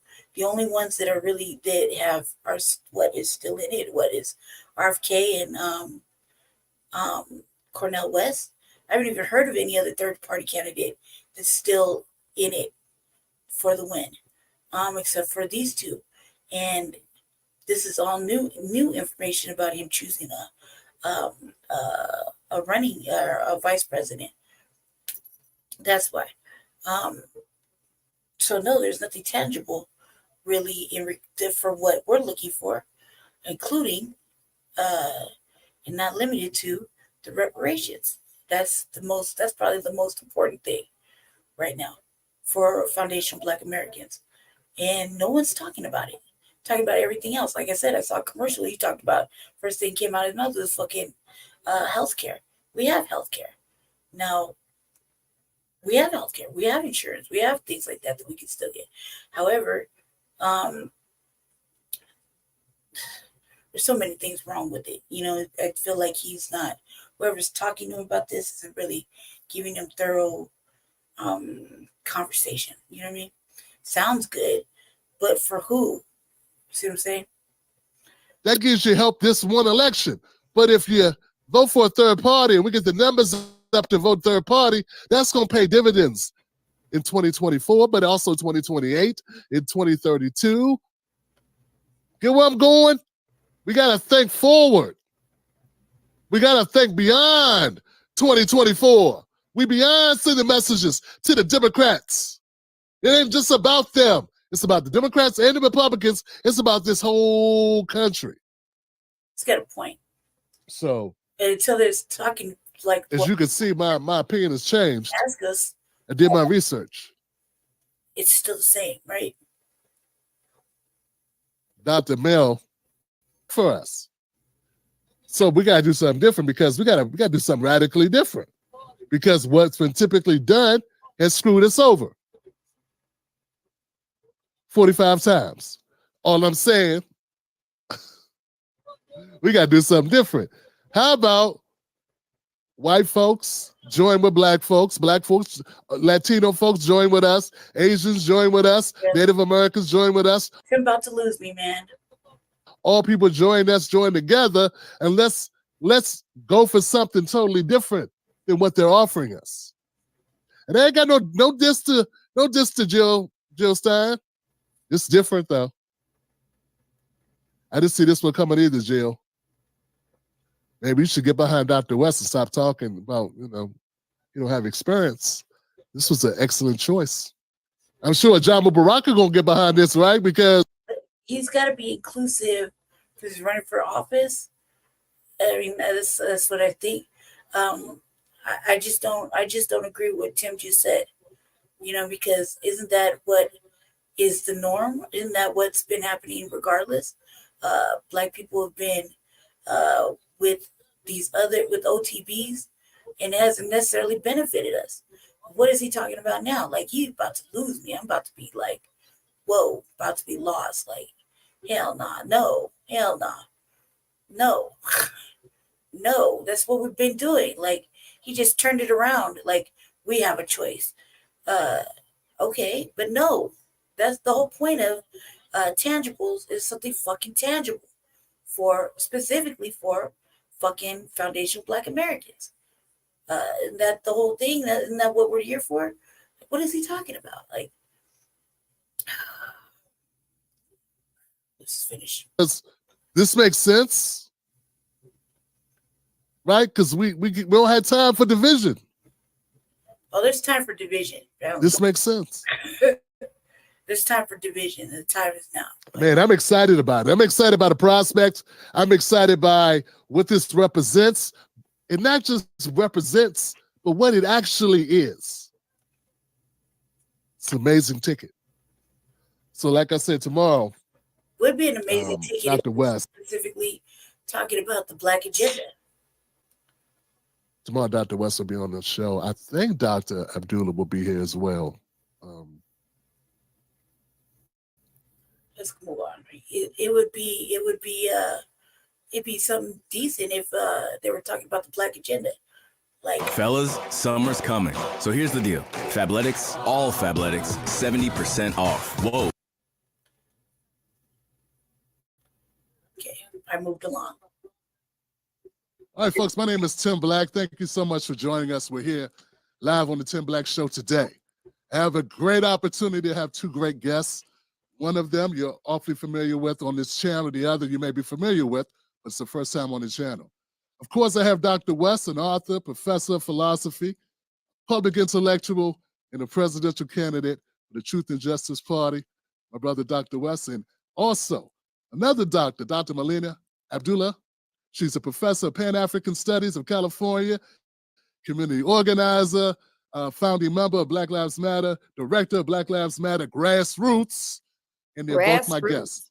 Give it up for them both, please. Thank you. Wow. First of all, thank you much for your time, folks. I saw it at the announcement on the Tavis Smiley show yesterday. We watched it with great anticipation and excitement. And then I saw Dr. Melina. She was on Mark Lamar Hill, another great brother. And I'm just so proud to have you here following up on that. And I'd like to jump right into it. With Dr. West, what made you choose Dr. Melina as your vice presidential pick?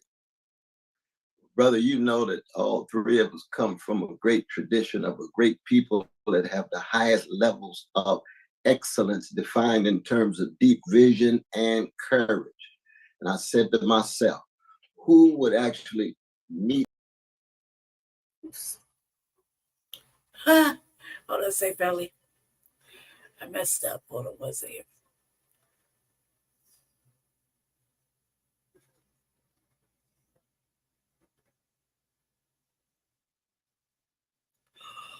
What did I do? Hold on a second, okay.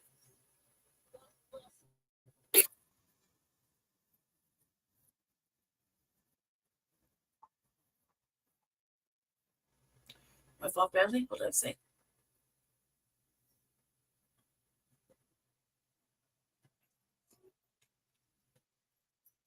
What the fuck did I just do? I just moved my whole shit. 1 second, family.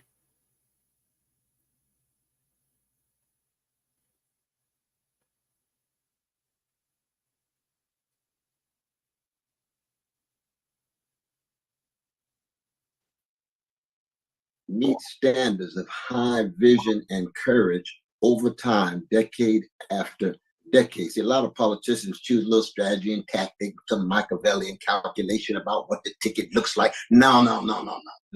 We come out of a tradition where we want the best. And that's precisely why I went with my dear sister Melina.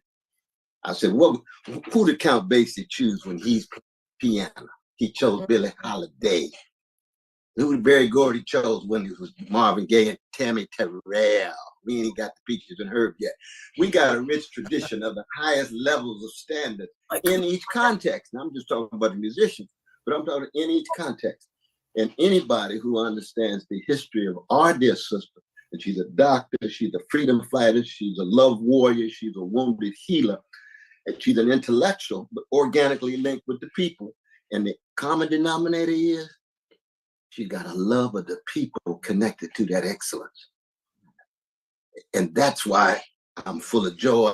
And that's why when Hannah Heaton and myself, we called it, we reflected on it with the team, all of us just came out with a big smile on our faces.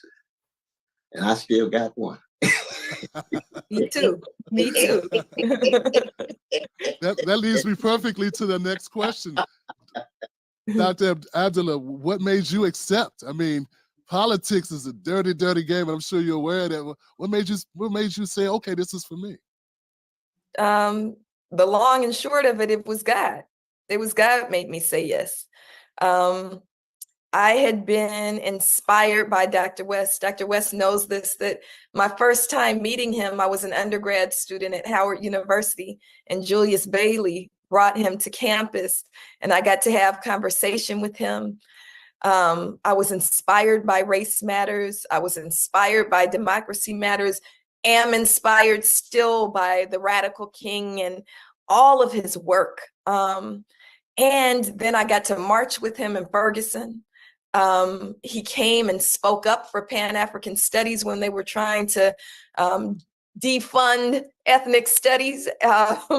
And Dr. West has just been an inspiration. And then when he came to the 10th anniversary for Black Lives Matter last summer, July of 2023, and he had already announced his candidacy for president, I was inspired by his candidacy. Who runs on a platform of truth, love, and justice, right?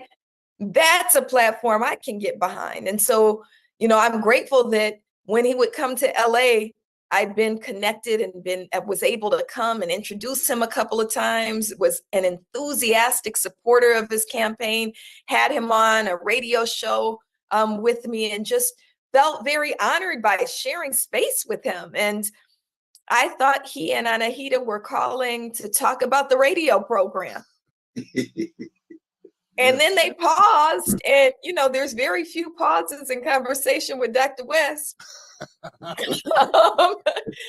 And they asked me, and I told him, like, my soul soared. And I don't think I said this to you, Dr. West, but I haven't felt that way since I gave birth to my third child, right? That my spirit hasn't said yes like that or been filled like that since giving birth. And then I pulled myself back into myself and said, let's have a few conversations with the people who are important to us first, and then get back to each other. And so I talked with my children and my mom and, my organizing community, and everybody else felt the same way I felt. And so never intended to run for office, but here I am. Wow, what an answer to a question. What a lot of depth. Give people a real sense to the type of person that you are, Dr. Abdullah. And I'm excited. I'd heard your name before. A couple of years ago, you were really making a lot of noise as far as press for us content creators who cover the news, I'm sure you're aware of that. And then when I say, well, let me look her up. And when I looked her up, as I told my people yesterday, I was overwhelmed with all the information that's out there, all the content, all the activism, all the organizing, all the speeches, it's just a plethora of you. So people who have questions, we're going to get to some things, but Dr. Molina is an open book. And if you have additional questions, that's cool, but just know she's touched on many. One of the clips that I shared with my people, Dr. Abdullah, was one when you were in Los Angeles, as Dr. West alluded to offline before we went live. You were talking about being Black on purpose. And I knew that was going to resonate with my audience. So I had to choose one. So that's the one I chose. But as I looked at the policies for Dr. West, my next question is, what policies, are there particular policies that bind you together in this process? Are there a couple or a few that really resonate to, like, I don't know, that motivates you in a certain way? For me? Yeah, Dr. Molina, please. Well, I went through, that was during that period, right, where we said we're going to use our heads as well as our hearts, right? And I went through the platform, and there's nothing that I disagree with. Now that's rare. That's saying something, right? But I've also been a reader of his, right? So I already know where he stands. I've shared space with him, so I know where his heart is, where his energy is. One of the things I love about Dr. West is he's a brilliant mind, but beyond that, he's such a kind soul, right? He makes you feel like you are God's child. He reminds you you're God's child. And that is the most important thing for me. When we look at the platform, it was really important for me, especially in this political moment, that we are courageous in where we stand, that we say not simply we want a permanent ceasefire now, but we want a free Palestine. Dr. West is unafraid to say we want a free Palestine. We want a free Palestine. We can't have peace without a free Palestine, right? Dr. West is unafraid to say, you know, when we talk about racial justice, we got to talk about reparations, right? How do you get to fairness without reparations? And the truth of it, reparations requires a lot of things, and it requires a check, right? That we want to talk about education, educational justice, and that Dr. West is a longtime educator, also understands that education needs to embrace a liberatory model that is the basis of ethnic studies, of Black studies. And also, we also need to make education accessible to everyone, that there are certain universal rights that all people should have just by virtue of being born. So education is one, health is one, housing is one, clean water. Flint still doesn't have clean water. People think the time has passed. They still don't have clean water, right? You know, so these are the things. There's nothing on that policy platform that I disagree with. And I'm excited to be building out some additional points, including gender justice points. Absolutely. Dr. West, could you add to that? Anything you'd like to add, sir? Well, it's hard to add to that. I mean, it's been said with such insight and power. I think that, you know, part of the challenge that we have is when Black folk get together, people think that somehow it's diminishing rather than enriching.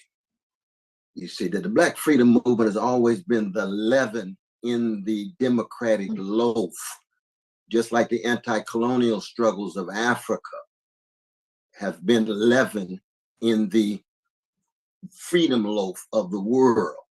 And so when you get Black folk together, people say, oh, you must be going in a corner. No, you misunderstand. You see, when you see a sister like this, you see, she says she's proud to be a Black woman writer because she embraces all of what it means to wrestling with what it means to be human. So you don't run away from your Blackness. You don't run away from your female, your womanness and so forth. You dig deeper into the humanity. And I think that's precisely what this ticket is about. You see that symbolically and substantively, America's going to have to undergo a paradigm shift. And see, when they see politicians, when they see leaders grounded in the best of Black America and the best of the Black freedom struggle with a vision for everybody, not just in the United States. We're concerned about poor and working people in Africa, in Asia, in Europe, in the Caribbean, in Latin America, but it's rooted on the chocolate side of town, and we don't apologize about that. I'm not apologizing for my mama and my daddy in Shiloh Baptist Church. And the same is true of my dear sister in terms of her own spiritual shapings as a Muslim woman now, and then grounded on the East Bay context. I mean, East Oakland, we can just have a whole reflection on East Oakland, what they produce in terms of our tradition, though, brother. Good God Almighty. But it's about where does our courage come from?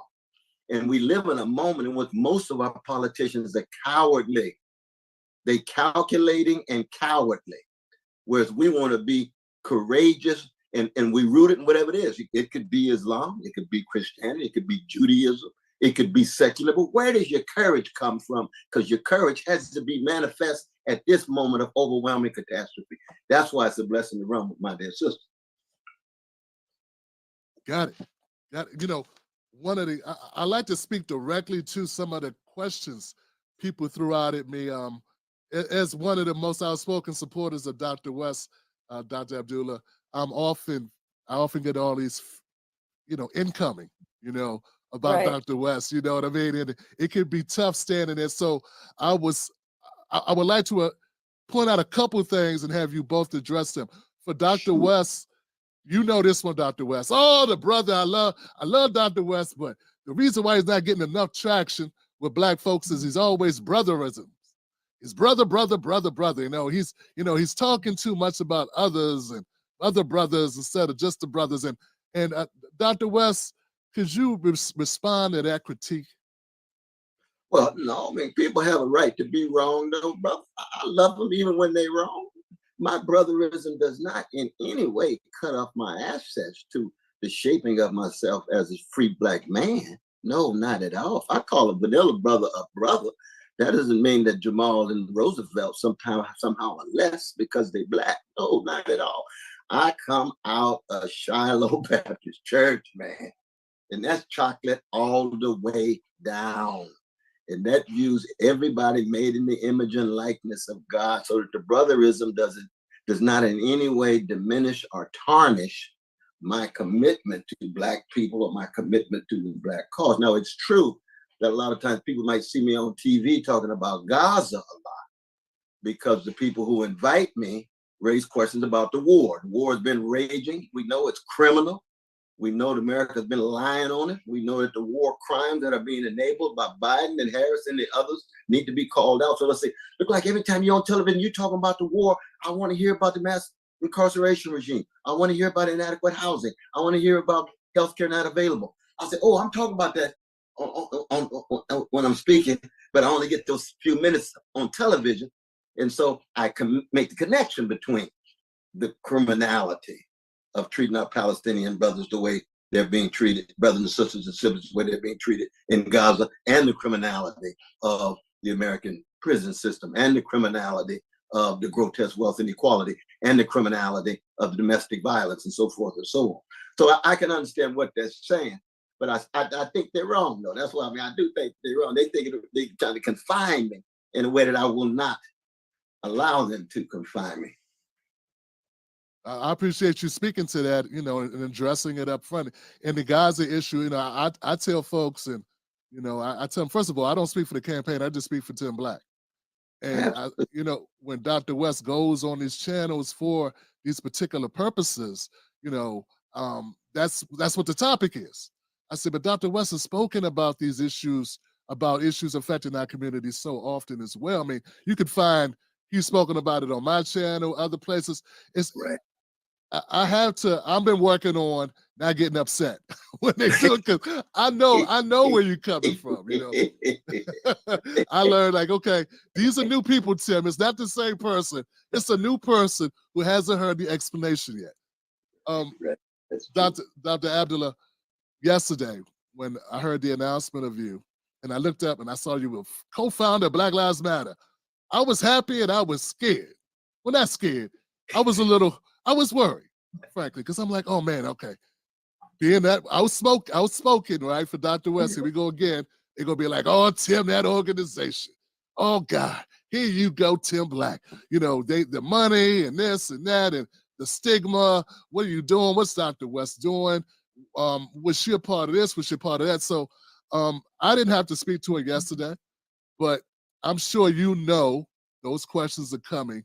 How would you respond to people that are concerned about baggage from Black Lives Matter, the global Black Lives Matter, not the grassroots? Could you speak to that? Sure, I'll try to be as succinct as possible. I'll say this: I was one of the people who helped birth Black Lives Matter as a movement, July 13th, 2013, when the murder of 17-year-old Trayvon Martin was acquitted. Thousands of us poured out into the streets, and we were just mamas and educators and babas and bus. All right, family. Let's see. Apparently, according to his website, he's going to be here today, later on this evening, according to the website. So let's just look at the website real quick.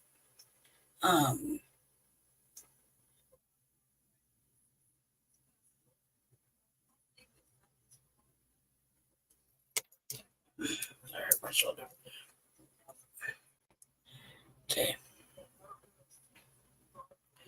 All right. Let me make sure you can see it. Sharing. Okay, cool. All right. Sorry, family, I was reading. Okay. Right. So let's see if you can hear me. It says this Cornell West platform.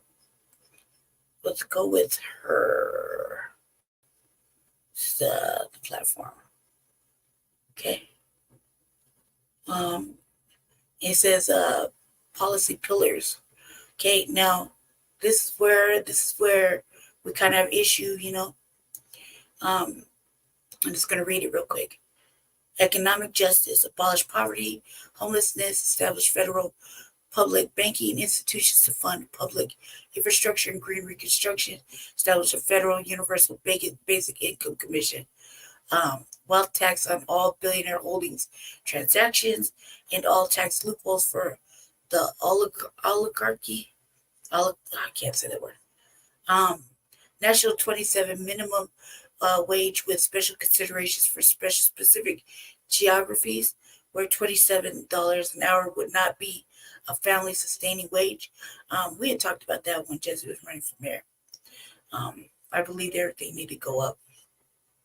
Mandatory minimum of 6 months of fully paid parental leave, ensured family sustaining and living wages for all disability benefits, national jobs program to ensure full employment to every person, increased federal support for businesses established as worker-owned cooperatives and others, alternative worker models, rights to qualify for affordable housing by eliminating coverage gaps into Wall Street mass real estate holdings, and the marketization of human rights, break up monopolies, including big tech, ban corporate stock buybacks, and the use of credit scores for any decisions associated with finance, housing, or employment, ban stock trading for government officials, worker justice, establish a worker bill of rights, include the end of right to work in the United States includes the end of right to work in the states, greater protections for workers who attempt to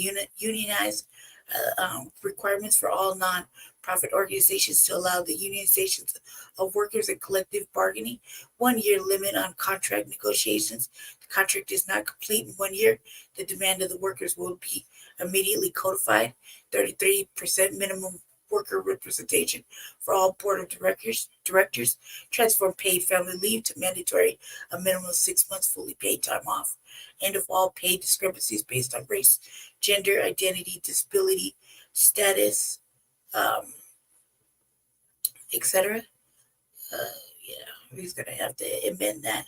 Establish a federal commission to institute for day work week, review all U.S. trade arrangements, and cancel any provisions that exploit workers domestically and internationally. National free pre-K childcare. Why isn't kindergarten fucking? Why is it pre-K? Or why isn't it? I don't know. Is that like? Never mind. I answered my own question.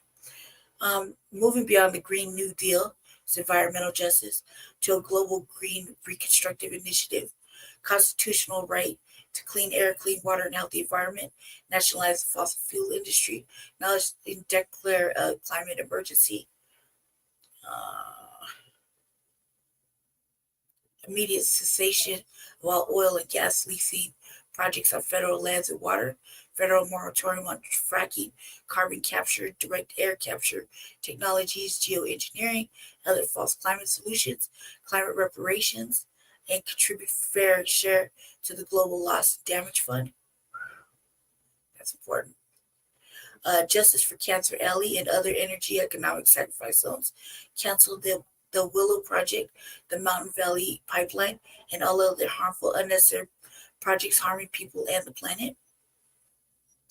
Establish a national risk bond program for the fossil fuel and mining industries associated with infrastructure.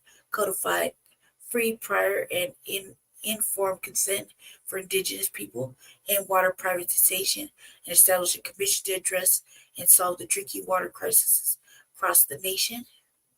That's here. Rescind the toxic provisions of the so-called Inflation Reduction Act. Health justice. Let me see. Oops. Sorry about that. Kind of went a little forward. Okay, go beyond Medicare for all towards true health justice, habeas corpus healthcare, free healthcare for any and all residents of the United States, codify abortion rights as constitutional mandate, remove transgender exclusions, limitations from all healthcare policies. I don't know about that. Nationalize the healthcare industries, including the pharmaceutical industry and medical apartheid, and protect increased rights for people with disabilities in the war on drugs and associated collateral damage on families and communities. Establish a COVID-19 commission to deliver justice for populations disproportionately impacted by the pandemic. Ooh. Convene a federal panel of scientists, experts to study the safety and utilization of vaccines for infectious diseases. Establish a health bill of rights for disabled people to address and dismantle specific healthcare challenges they face. I think we do have a disability act. Nobody really puts into play what they should. Racial justice. It's 4, family. 4. Okay, 4. 1, 2, 3, 4. Wait, let me see. Yeah. Let me see. 1, 2, 3, 4. Okay, this is 5. Racial justice. Reparations to address the unpaid debt to Black U.S. residents. He didn't specify. It could be anything. It could be anybody. Directive to complete the reparations process and finding within 2 years so checks can be cut and sent to eligible recipients. Push Congress to pass filibuster-proof budget reconciliation for reparations and land back provisions in line with the Civil Liberties Act of 1988. End mass incarceration and codify voting rights for all incarcerated people and immediate reinstate voting rights for all returning citizens. Is that returning citizens from incarceration? Adjust the disappropriate mortality rate for Black pregnancies. Require public review commissions for every police force in the nation. Reinstate Section 4B and Section 5 of the 1965 Voting Rights Act. Establish a land bank commission to explore and address brutal land theft from attempted genocide of and broken treaties with indigenous people. Full use of federal forces to investigate and end the epidemic of missing and murdered indigenous women. What about Black women and Black men and children? Codify the justice for Black farmers. Act for immediate execution. Transformative justice. Protect free speech. Enforce whistleblowing protections. Stop the persecution of those who expose government corruption. Shut down Cop City and plans for similar facilities across the nation. And mass incarceration in the prison industry complex. Redistribute police funding to unarmed community-led forces. Eliminate crowded police facilities by developing alternatives to incarceration. Prisoner Bill of Rights that include right to humane treatment, humane living conditions for all correctional facilities. Abolish the use of solitary confinement. Investigate and end sentencing discrepancies based on race, ethnicity, and class. Ban the death penalty, life without the possibility of parole. 3 strikes laws, mandatory minimums, and a sentence enhanced politics. Restore voting rights for people with criminal records, including those who are currently incarcerated. Confiscate all military equipment from civilian police forces, and prohibit all police training programs by military forces, including but not limited to the Israel Defense Forces. Ooh. Make Election Day a national holiday to increase voter turnout and to foster a transparent and robust voting process.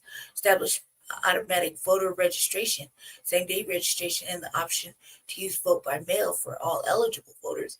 Create a federal democracy commission to investigate and eliminate undue ballot access, impediments for non-duopoly candidates, promote ranking choice voting across the nation, and lifetime appointments for Supreme Court justice by determining posing term limits. Prohibit term limit for all elected officials nationwide. Education justice. Center public schools and reduce the need for charter schools. In the nexus of quality education and tax base, there is no reason for a public school in Beverly Hills to be better than a public school in Loudon County, Alabama. free tuition for all state community colleges, minimum wage of $80,000 for all public school teachers, K through 12, dismantle the school to prison pipeline by removing police and so-called school resource officers from all public schools, cancel all student loan debt, reinstate the fair use of race, ethnicity, class as a factor for administration, reinstate the fair use of race, ethnicity, and class as a factor for admission to secondary schools and universities, abolish state laws that limit or remove the full and accurate study of U.S. history, increase federal funding for historically Black colleges, universities, and tribal colleges and universities, LGBTQ justice, and unwarranted, unnecessary, dangerous assaults on transgender people, gender-affirming standards for care for trans people in public life and institutions, codify an equal rights amendment. I think they got that. National ban on any and all so-called don't say gay laws and other anti-LGBTQ laws, gun violence, and the gun violence epidemic, National Gun Registry database for all civilians, similar to Resource Conservation and Recovery Act database, hazardous materials, establish similar requirements for driver license to gun ownership, drastically limit the number of sales at gun shows, national red flag laws that expedite the process of gun confiscation from individuals posing danger to themselves and the community, immigration justice, massive investment in transforming immigration policy to create a broad legal pathway for residency that centers compassion, morality, dignity, and ethics, and crimes against humanity for migrants and their families, no separation of family, no children in cages, cut red tape that delays legal pathways to citizenship, permanent residency, accountability for the U.S. role in exacerbating the migrant crisis, abolish ICE and demilitarize the southern border, force international and national laws that allow for asylum seekers to enter the country without delay and prejudice, global justice, dismantle the U.S. empire, slash the bloated U.S. military budget, disband NATO, expeditious and responsible closure of global U.S. military bases, AFRICOM, etc., global cooperation in lieu of full spectrum dominance, seize all war funding and weapons to Ukraine and invest in peacemaking, cease military funding to the state of Israel and Israel apartheid of Palestine people and press the UN to establish a program for Palestinian dignity and liberation, cease all military support to nations committing war crimes, Truth and Reconciliation Committee for U.S. interventions in Central America and South America, Africa, and Asia, and the Cuba embargo, normalize relations by removing the nation from the SSOT list, no intervention, military or otherwise, in Haiti.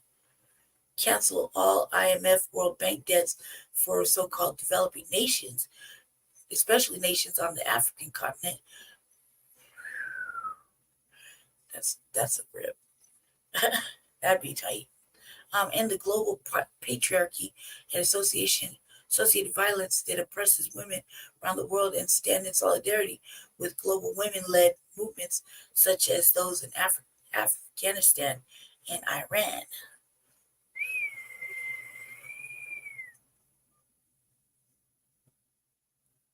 Okay, now let's go to her real quick.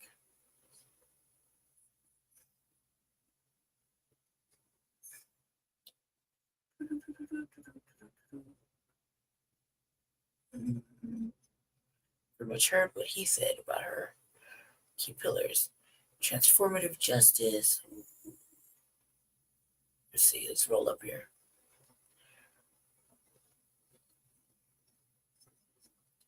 Leadership. And initiatives such as People's Budget, Black Christmas, Showcase, commitment to policy changes, seek fundamental reshape society, gender justice, racial justice, worker justice, educational justice.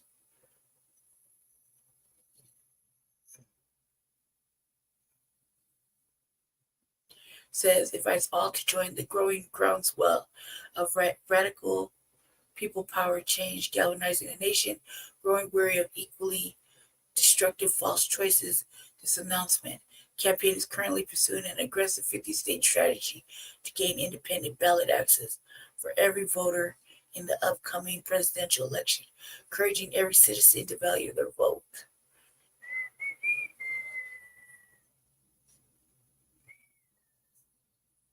Okay, now let's see. So far we're in gray, Colorado. So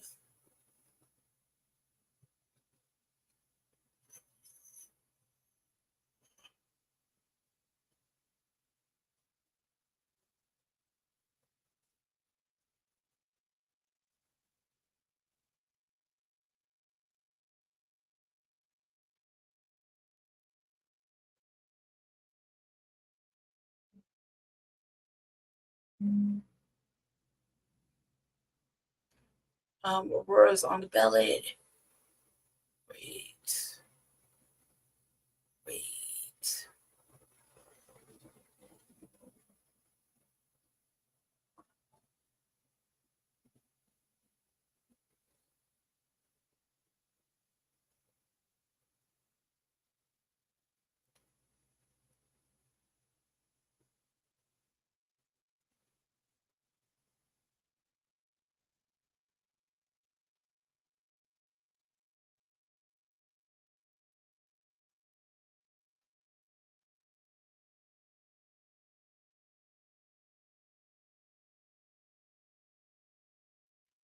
Can't even do that. So I'm trying to get this little piece removed. I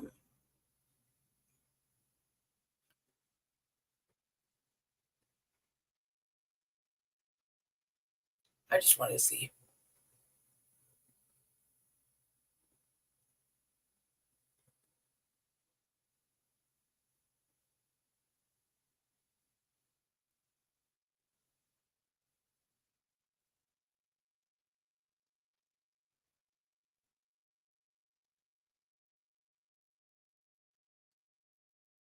Nothing.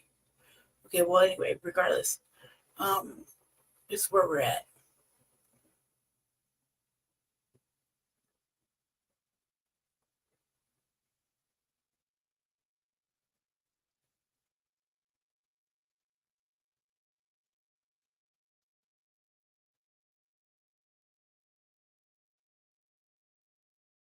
What is it?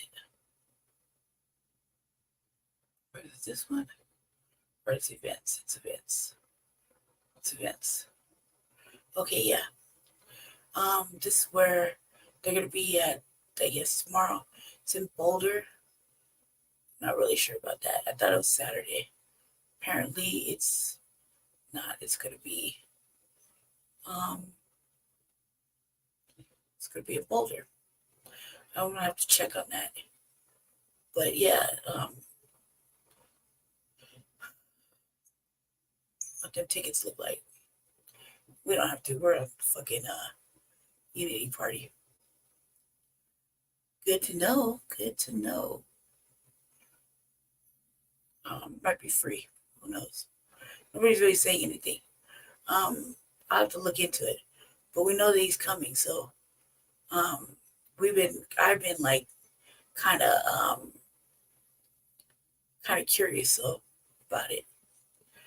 I'm kind of curious, so I have questions. I want answers, and we'll see. We'll see. But yeah, that's the platform, family. That's the platform. That right there is the platform. It's interesting. I think he probably does better when he doesn't, have to promote it, sell it to us. So we'll see. Drivers and, just people who saw in the face of Trayvon Martin were killed by police and white supremacy all around the country. And today, I just want to uplift the names. Dante Wright, you'll remember he was murdered in Brooklyn Center, Minnesota on this day. And today is his anniversary. So I want to say his name, as well as Kenneth Ross Jr., who was killed by Gardena police back in 2018. Lord, Lord, Lord, Lord. And we were talking about our dear brother Dexter Reed in Chicago. Right. Nearly 100 bullets. One brother in a car pulled over because he ain't got no seat belt on. 41 seconds, Dr. West. Was it 41 seconds, man? 41 seconds. Geez, and we got brother Mumia Abu-Jamal's birthday coming up. He's going to be 70. The level of courage that he's been exhibiting on death row, still in love with not just Black people, but oppressed people all around the world, truth teller at the highest level. All of these voices playing such fundamental roles. And that's why I think people need to understand that there's always a variety of different folk in any movement. But when you're looking at Sister Melina, you're looking at somebody of great integrity and moral consistency. Now, none of us are pure or pristine. None of us are free of spot or wrinkle, as a Black preacher would say. And I'm not a Black preacher. I got too much gangster in me for that. But I'm in the pew. I'm in the pew. I'm a Christian in the pew. And I think the important thing is that we've got to be able to get behind movements that are casting a light on any form of oppression, be it capitalist oppression, patriarchal oppression, imperial oppression, homophobic, transphobic, whatever oppression it is. But white supremacist oppression tied to those processes is always the catalyst for any major movement in the United States. And that's very much what these campaigns are about, here and abroad. You know, I think you did just kind of speak to my next question, which was going to be, Dr. West, is knowing that information is out there, knowing the job that's been done on the Black Lives Matter from media, and that really an in-depth explanation of how big we're talking, the different factions, the different organizations, how they're disconnected or connected. Most people never heard this story. What were your thoughts as far as how it would impact the campaign, and what made you say, let me go ahead with this? Dr. Molina's such a great human being, a great asset, a great fighter for justice. We'll be okay. We're going to go forward with this. What made you do that? Yeah, people, they say we talk about baggage and so forth. You see, for me, anybody and any movement that is fundamentally committed to loving Black people, to loving poor people, to loving working people, that's no baggage for me at all. That is a empowerment. That's an ennoblement. Now, I know human beings are human beings, but I see that love. I see that commitment. I see that profound dedication in Sister Melina and the network. 164 weeks every Wednesday in front of the police department to let them know we love our children, we love our grandmothers, we love our mothers, we love our daddies, and you've been shooting them down. We need the abolition of police murder, abolition of police brutality, the abolition of police departments that can't treat Black people like human beings. And then we'll think constructively of how we create our systems of public safety. Of course we need public safety. Of course we need protection. Of course we need service and so forth. But we've got to abolish what is coming at us in the same way that Frederick Douglass wanted to abolish slavery and Ida B. Wells wanted to abolish Jim Crow, and Martin King and Fannie Lou Hamer want to abolish poverty and abolish unhousedness. Abolition is a fundamental theme of the Black freedom movement. Staying right there, Dr. West, I've been reading things on your website, doing some research on it, and I realized that choosing a vice presidential candidate or running mate changes things as far as ballot access. Could you explain to folks how this impacts the Justice Party, Justice for All Party, getting on the ballots across the country? Yeah, because in so many states, you can't even begin the process of gathering the signatures unless you have the presidential candidate and the vice presidential candidate. Absolutely, that's true. And we're reaching that point because so many parties don't make this kind of announcement until August. See, that's the corporate duopoly. That's the ruling class with their two parties. Democrats on the one hand, militaristic, tied to genocide in Gaza, and the Republicans leading the country toward the second civil war, neo-fascists. So they don't have to worry. They'll make their announcements when August, September, or something like that, you see. Always. But for those of us who don't have that kind of insider power, we make the announcements now in order to be on the ballot as a process of gaining access to getting on the ballot. And for me, it's a beautiful thing because be able to have, you know, the whole spring and summer and fall with Sister Melina with her powerful voice and analysis, vision, and most importantly, the courage and love. See, that's the bottom line, though, brother. It's the courage and love, man. See, a lot of people don't like to highlight what it means to take the hits when you really love poor people and really love Black people. Yeah. When you have that kind of love, you got to put on the whole armor because the hits are coming at you, the bows and arrows and the bullets and people invading her house. We won't get into all the details, but you got to have love not to give up. You got to have love not to pull back. And so all of these bystanders and all of these spectators who say X and Y, it's empty, it's vacuous because they don't have enough love to execute. When you look at that, Sister Melina, you're looking at a freedom fighter who executes on the ground with the organizational capacity and most importantly, spiritual and moral capacity to stay in the fight even when they're trying to crush you. And that's what people need to realize. And that's what I explained to folks. People come up to my, you know, in the last day and a half, and I've had some wonderful comments like, oh my God, all Black ticket. Oh my God, you got a Muslim woman, brilliant woman on the ticket. Is this America? I had one Black brother come up to me and said, you know, I thought you were the King legacy, but now look like you moving to Malcolm. This is an all Black ticket. I say, my brother, I've always had the same love. It's the same love. It's just, that was your perceptions. You say, it's the same love. Absolutely. Yeah, I'm kind of wondering how far we should go to blow the horn here for Melina, because see, I don't want people to walk away without knowing some stuff. Dr. Melina is a bad sister, and she is a true activist.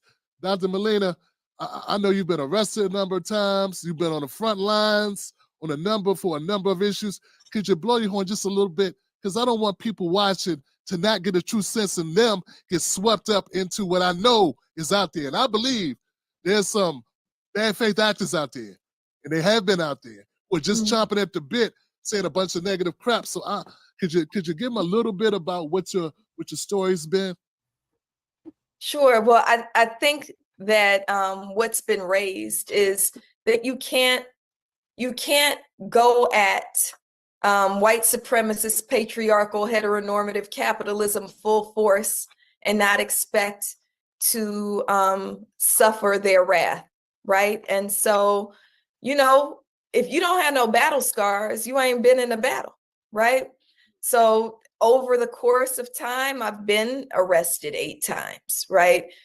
We got to remember, Dr. King was arrested 40 times. So I got a lot of catching up to do, but I've been arrested. And I should also say I've been arrested 8 times for the movement, right? I was raised in a certain way. And, you know, there's a few juvenile arrests that we shall not talk about, but arrested 8 times for righteous stuff. I'll say that, right? Gotcha.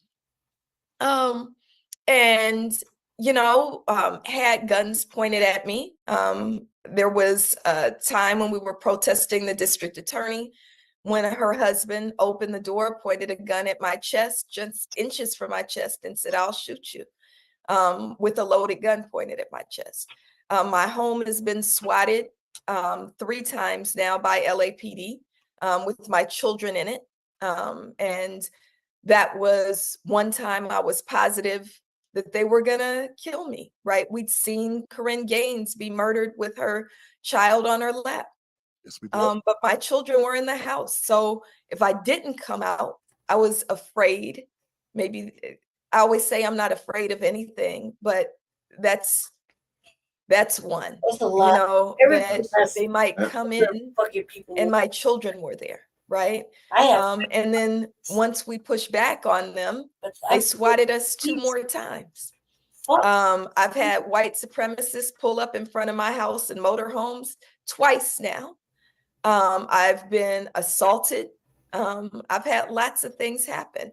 And I'm saying all this, but also recognizing that, again, all of us bear battle scars if we've really been in a battle, right? So I think about this community. Sister Sheila Bates, you know, little bitty sister, right, was beaten brutally by Torrance PD. Baba Akili was arrested. We got Sister Brittany Martin sitting in prison right now, for speaking words to a cop in Sumter, South Carolina, for saying, I'm willing to die for the Black, right? She is in prison right now, mother of 6 children. And we have to remember that as we fight for Mumia Abu-Jamal, we have to also fight for our contemporary freedom fighters. Let's not forget Sister Brittany Martin.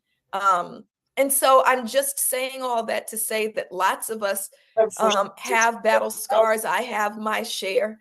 And I'm also honored to be able to continue to get on that battlefield, and grateful that Dr. West understands that these battle scars are also proof that we got a whole army fighting alongside us. So the so-called baggage also means that it's not just, it's our names on the ballot technically, but it's also thousands and tens of thousands and hundreds of thousands of people who believe in this vision coming with us. Absolutely. Absolutely. Wow. Yes. Yeah, it's just that first of all, thank you for that in-depth explanation response. I didn't know about that. I'm gonna have to get on top of that and cover that. For a minute.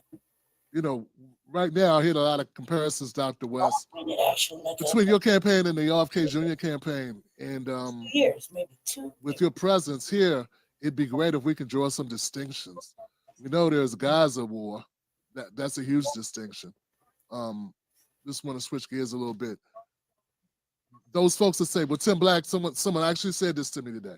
Tim Black, you know, RFK is really doing well, and you know, we should get behind him because, you know, he has a better chance of defeating Biden and defeating Trump. Dr. West, I want them to understand that just because RFK is an independent does not mean he's the same type of independent that you're, you know, campaign that you're running. Could you make some distinctions to kind of set that record straight? Well, first we have to be very clear that RFK Jr. is enabling a vicious genocide in Gaza in his language and rhetoric when he calls precious Palestinians the most pampered people in regard to aid. That's not just a lie, that's a lie that enables a crime. Now, he's not there physically doing the killing, but he's further to the right than Newt Gingrich when it comes to genocide in Gaza, let alone Biden. So it just strikes me when I hear all these folks saying he's so progressive. And I'm thinking, do Palestinians mean anything to you? Do their babies mean anything to you? Please. He says the Israeli army is the most moral army. I said, get off the crack pipe, brother. The IDF is engaged in genocide, crimes against humanity, war crimes, and crimes of genocide. And we could debate publicly, privately, whatever. Same is true in terms of his belief in what he calls free market capitalism. Free market capitalism, what is he talking about? We live in a monopoly capitalist economy in which 1% of the population owns 90% of the wealth, 3 individuals own wealth equivalent to 50% of Americans, 160 million Americans. What kind of free market capitalism you talking about? You living in a different world. You out of touch with reality. Now, I know the last name Kennedy means much, and I hate that any member of the family gets killed. John and Robert, his precious father, and so forth. So that when I hear these progressives talking about how wonderful he is, I don't know what they're talking about. I know that Timothy Mellon gave him $20 million, gave Trump $15 million. We're working on our first million because we don't receive any monies in form of PAC at all. So that sets us at a major disadvantage, you see. But that's a matter of principle. We want money only from the people to make sure that these billionaires don't have a stranglehold on any words that we have to say. We are not on anybody's plantation. And that's crucial when it comes to myself and Sister Melina. We're not on anybody's plantation. We free. We are free Black woman, Black man. And a lot of people say, well, I don't like this talk about religion. No, I'm a Jesus-loving free Black man. She's an Allah-loving free Black woman. We're unapologetic about our Blackness. We're unapologetic about our faith. We're not unapologetic about our mamas, our daddies, our children, our partners, our comrades, across the board. That's what makes us like John Coltrane and Mary Lou Williams. We free all the way down. You know, Dr. Abdullah, one of the things that I try to point out to folks, because not everyone's aware of what's going on in Gaza as far as they believe that mainstream media narrative of October 6th, 7th. They believe that narrative, but I try to tell folks, I'm like, and then the ones that don't believe it, and they say, well, they don't agree with what's happening there. I try to tell them, well, you got to realize that if folks won't support Palestinians, the likelihood of them supporting Black people in America is nil. So, because you speak to maybe your perspective on this, and if you see, Why is that? Question mark. Lucy said it.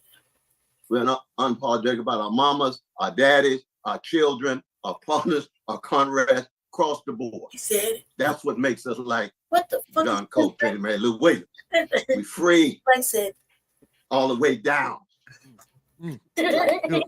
Dr. Abdullah, one of the things that I try to point out to folks, because not everyone's aware of what's going on in Gaza as far as they believe that mainstream media narrative of October 6th, 7th. They believe that narrative, but I try to tell folks, I'm like, and then the ones that don't believe it, and they say, well, they don't agree with what's happening there.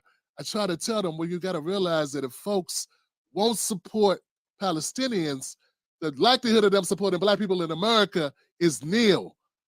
So that's for later perspective on somebody. I'm gonna ask someone else what that means, because I don't have anything. First of all, that's a cross. It's broad. What does that have to do with here? You know what I mean? This is a whole separate group of people. What does that have to do with Black Americans here? Do you understand what I'm saying? Like, I'll make sure to take a note of that, so I could ask somebody that's they can explain that, because I'm like, what the fuck? You won't support what? That's cool. Because you speak to maybe your perspective on this, and if you see my point of view on this, I know that some folks who are so worried about rent, mortgage, keeping food on the table, they got local problems, issues affecting their families, but they need to understand the leadership in Washington. If they won't stand up for Palestinians, the likelihood of them really caring about Black people here, I think is small. Well, thank you. And let's connect it real clearly, right? When they're spending hundreds of billions, I can't even fathom that amount of money, hundreds of billions of dollars, sending it to Israel to slaughter Palestinian people, there's a very real connection, right? We know that when you spend money one place, you don't have money for another place. What else could you do with that money? We could be housing all of our folks. We could be providing health care for all of our folks. We could be providing free education from birth to doctorate for all of our folks. We could be doing the things that we want to have. We want to fund. I love what somebody asked me, you can't be a yeller all your life, right? Because I hit 50, right? They said, you're going to be yelling all your life. And then I looked on Instagram, and the Cold Pink ladies were in Congress yelling, right? And I said, shoot, if they could do it, I could do it, right? Right? I could be a yeller all my life, right? But I think Sister that they're Medea right. Benjamin and them. That's what Sister Medea Benjamin is a yeller. Jody Evans is a yeller.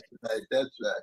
And what they've been saying is fund your districts, not genocide, right? And we got to remember that we demand funding for us.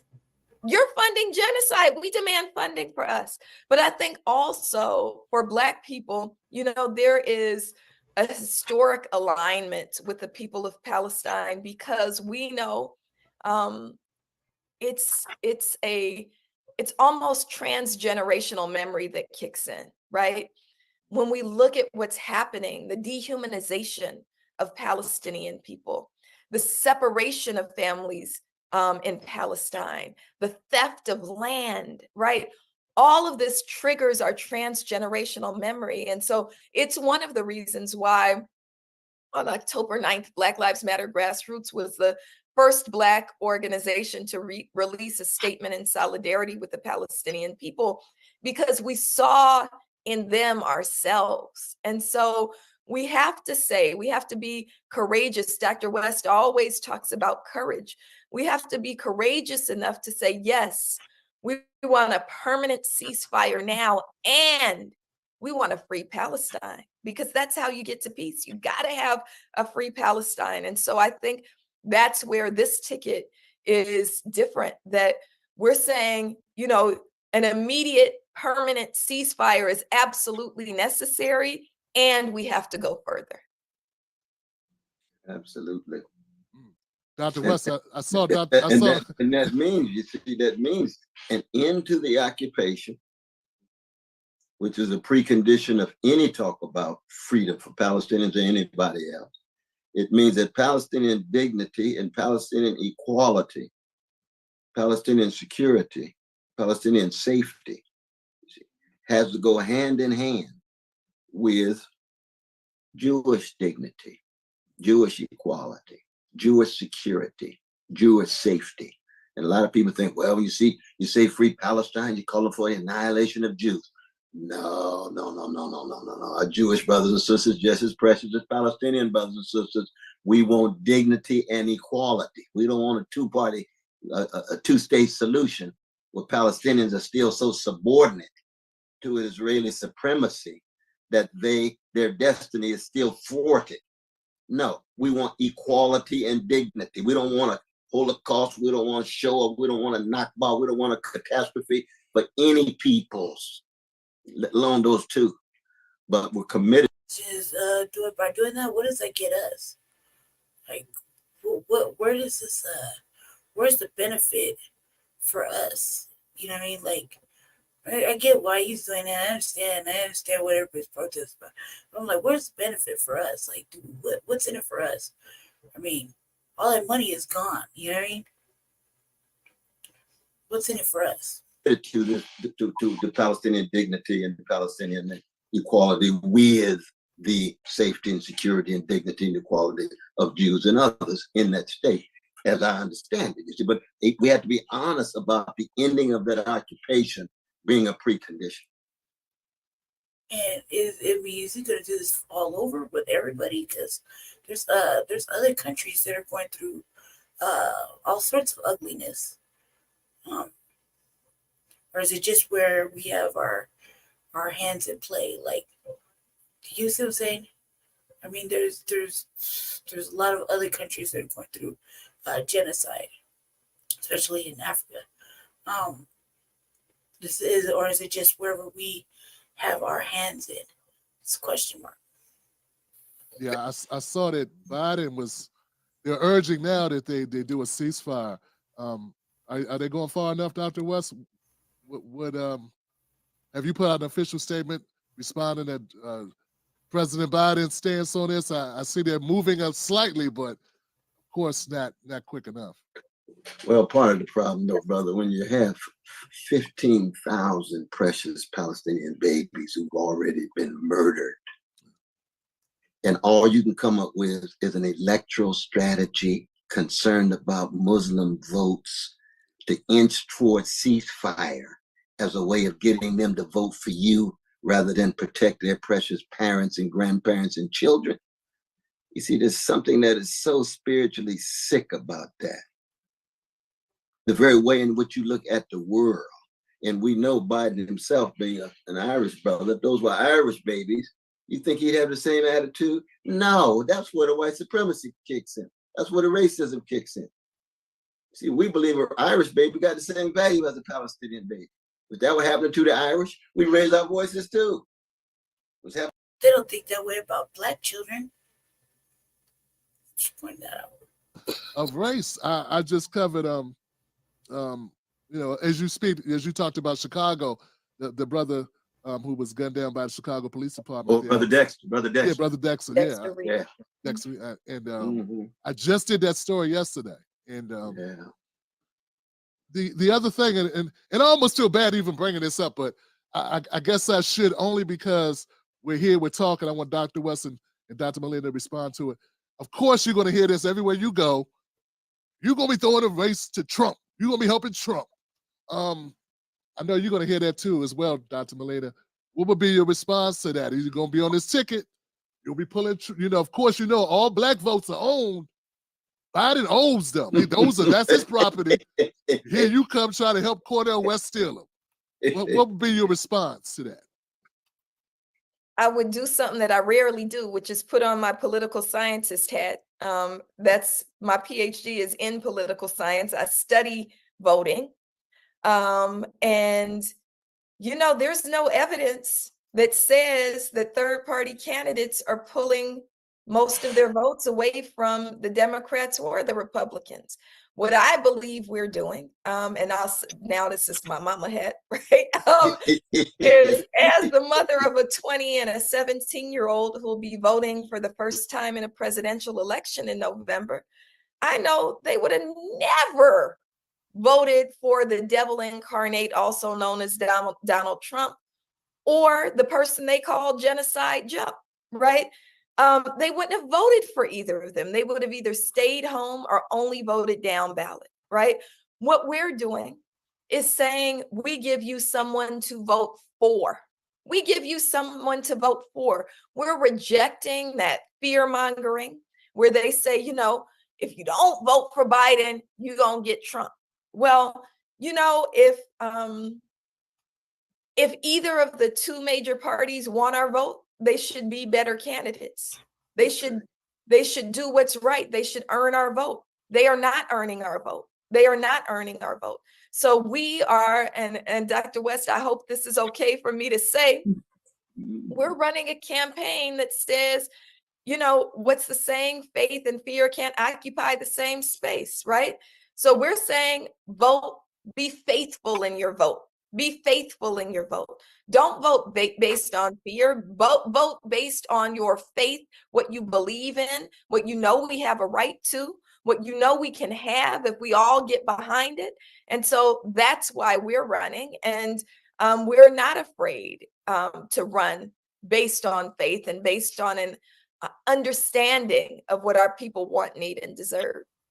Oh, absolutely. Absolutely. And the only thing that breaks the back of fear in the ultimate sense is the depth of the love that you have. And your voice is tied to your vote, but your voice is deeper than your vote. The vote is just one. Right. And we're looking at people to be stronger, more faithful, more courageous, more loving persons in the long run, not just in a voting booth. Right. See. That's what makes this a moment and a movement. We come from a great people who in the past had their backs against the wall. Pharaoh on both sides of the bloody Red Seas. What you gonna do? Sing a song. First with Dr. West and then with Dr. Molina, if you could, what are your thoughts about this fabricated nonsense of, you know, anytime you include Black people now, it's a DEI? Or women as well. Yeah. I mean, it's part of the backlash, of course, against the Black freedom movement. But DEI was always a bad idea in terms of the categories. See, anybody died for diversity. You die because you're fighting for justice. You don't die to be included.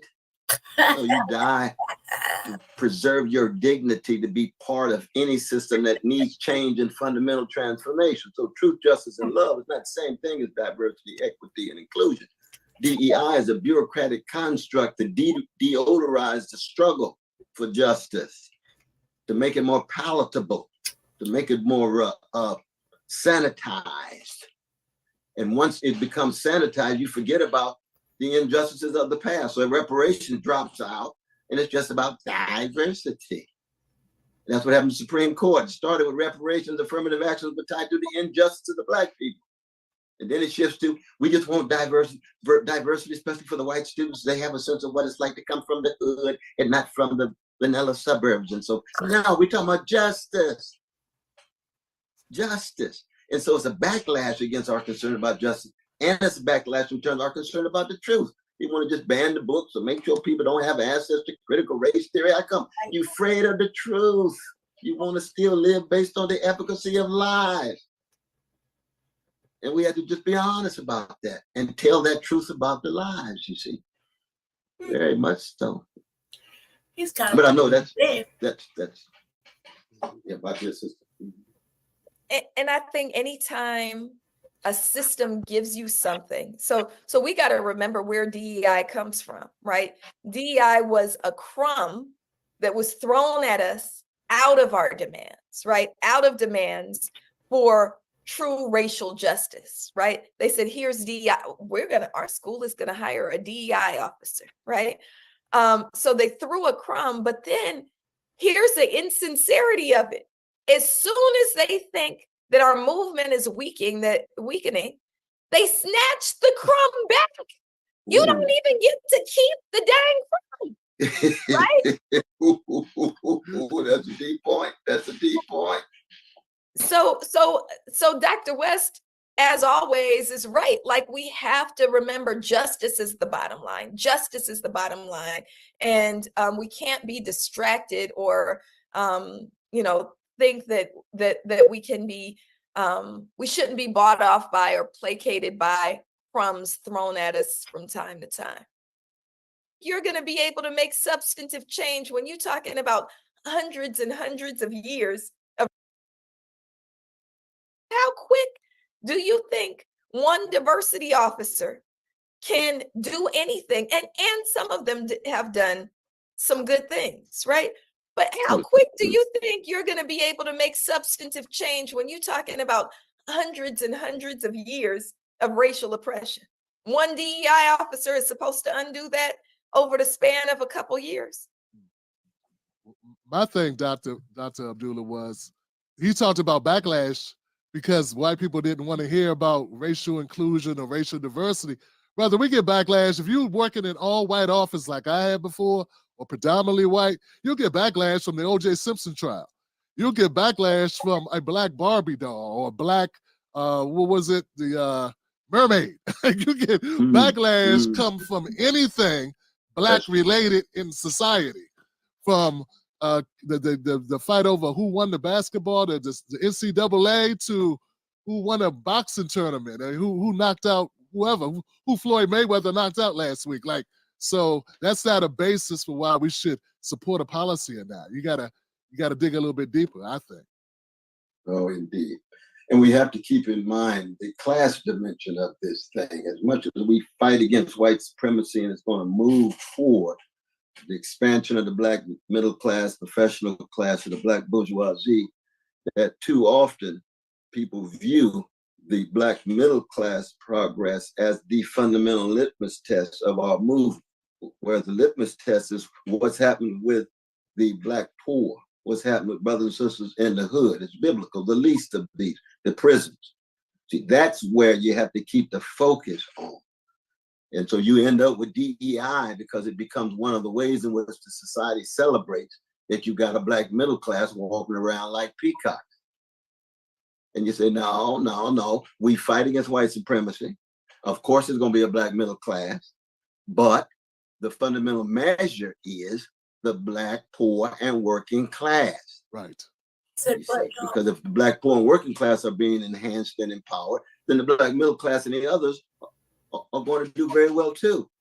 But it's easy to create a black middle class and forget about the black poor, forget about the black working class. So you end up with mass incarceration escalating right at the same time the black middle class is escalating. Won't say a mumbling word about the mass incarceration escalation and break dancing about black middle class folk with all these black faces in high places, all the way up to presidents, vice presidents, and everything. We're supposed to be satisfied. Hey, no. No, we got our focus where it belongs. Yeah, Dr. Molina, I've spoke about that. I'm trying to find the words. I'm sure you could speak to this this I don't know, this knee-jerk reaction we have to celebrate those is to shame you for something that the system was designed to create, right? And we have to remember that that's the truth. That the truth is that Black people who are still, the most impoverished of anybody else, right? Black mothers especially, right? That is by design. And the beauty of our people is that we're surviving and creating beauty and creating culture and creating hope and building towards power nonetheless. But in the midst of it, we have to demand freedom for all our people. Exactly. That is so true. Well, family, as you can see, Cornel West was a little bit more focused this time around. I think that this is to help him remain focused. He wasn't all over the place musically. Anyway, he's very focused on pretty much what they were talking about, which is good.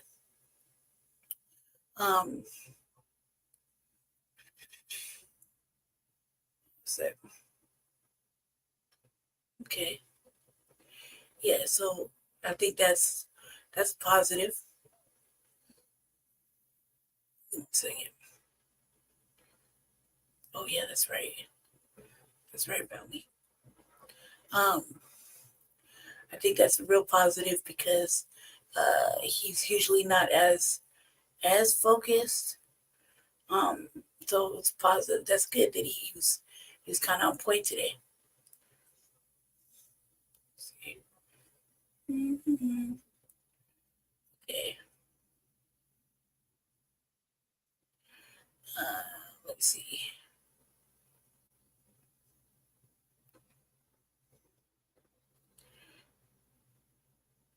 I'll make sure I caught everything. Where is TD Hip Hop, man?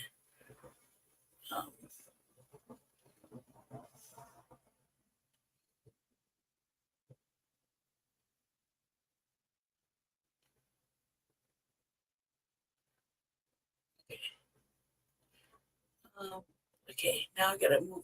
I accidentally shut down the wrong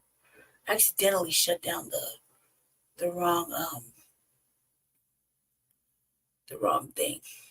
So it was an accident.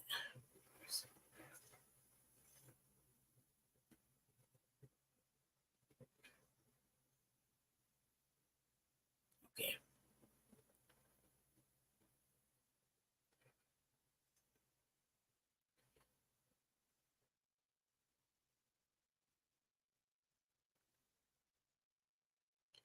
Make sure I put it back in here.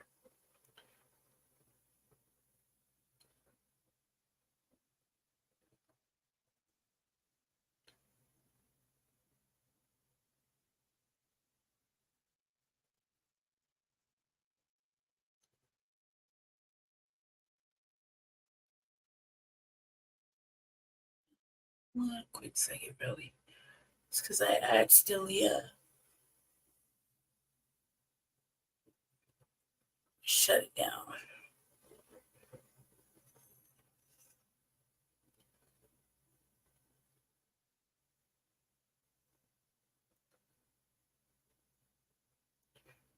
Now we're gonna go to a little bit of a TD hip hop.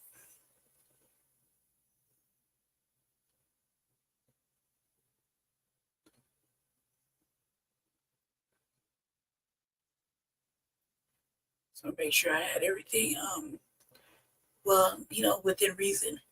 I don't want to, I'm kind of disheartened about the, OJ Simpson thing. but everybody's going to cover it. Everybody's been covering it. So everybody's covering it. I just don't feel like I need to. You see what I'm saying? It's one of our friends said, you know, a lot of things are going to be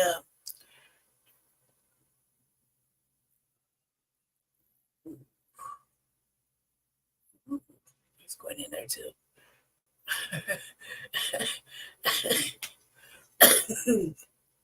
Yeah. Kind of a lot of injustices going on. Okay. All right, here we go. Get back into it real fast. We'll go ahead and pull this up.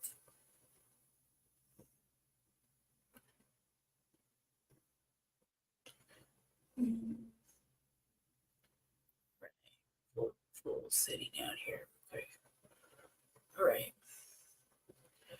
Shout out to TD Hip Hop or TD Media Group. Bring some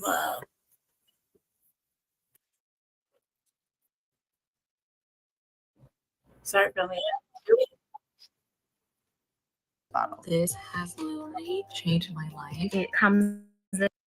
What's going on, everybody? Thank you all for joining me today. If you haven't already, please hit the like button because that is the most important thing you can do for me on this channel. What it does is that it helps to make sure that those who are subscribed to the channel will indeed get the notifications, and it also helps to push this video through the YouTube algorithm as well. Second, if you're new to the channel, or maybe you have been ghost watching this channel for quite some time now, please do me a favor and yourself a favor by hitting the subscribe button as well as the bell notification next to the subscribe button so you can be notified whenever I release a new video. And lastly, please make sure you share this video out on your social media platforms to inform your family and friends of this news and information.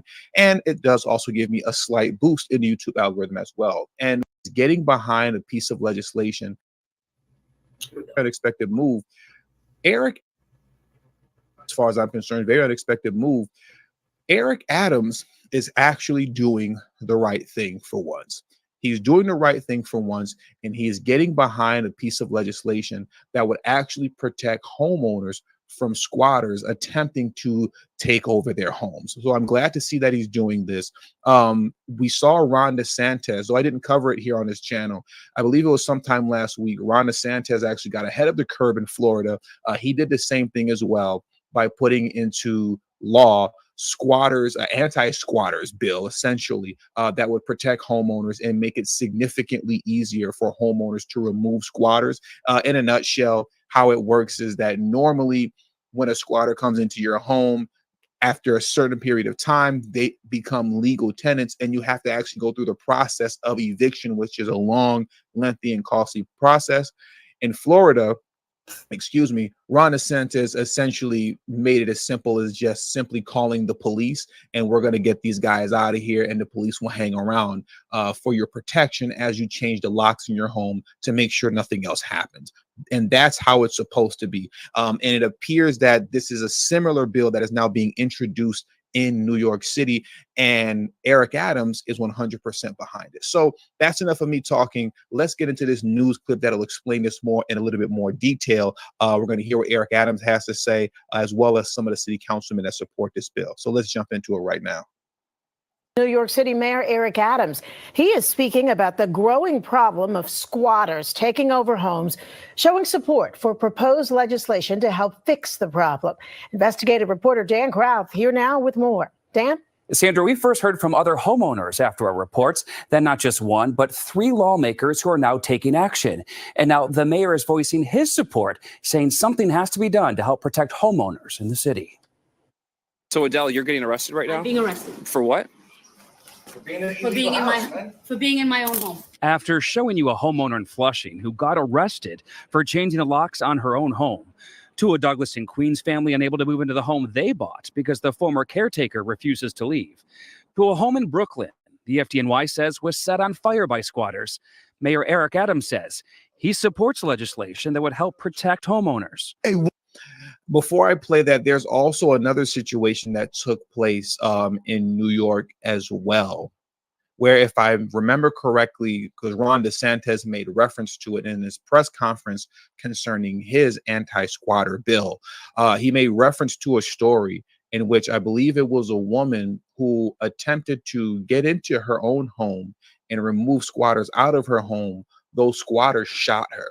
I don't remember if she died or not. That I just don't remember, so I don't want to say that she did and she didn't. But she did get shot by the squatters who tried to take over her home. It's completely ridiculous. It's insane. And as you saw here, I'll rewind it back just a little bit before we get to Eric Adams. You have squatters here that apparently set a Brooklyn home on fire. If I would assume and guess, they were probably mad that, you know, the actual homeowners are probably trying to get rid of them. If I had to guess why they set the house on fire, and I guess they said, well, hey, you know, if we can't have your home, nobody else can, which is crazy. To a home in Brooklyn, the FDNY says was set on fire by squatters.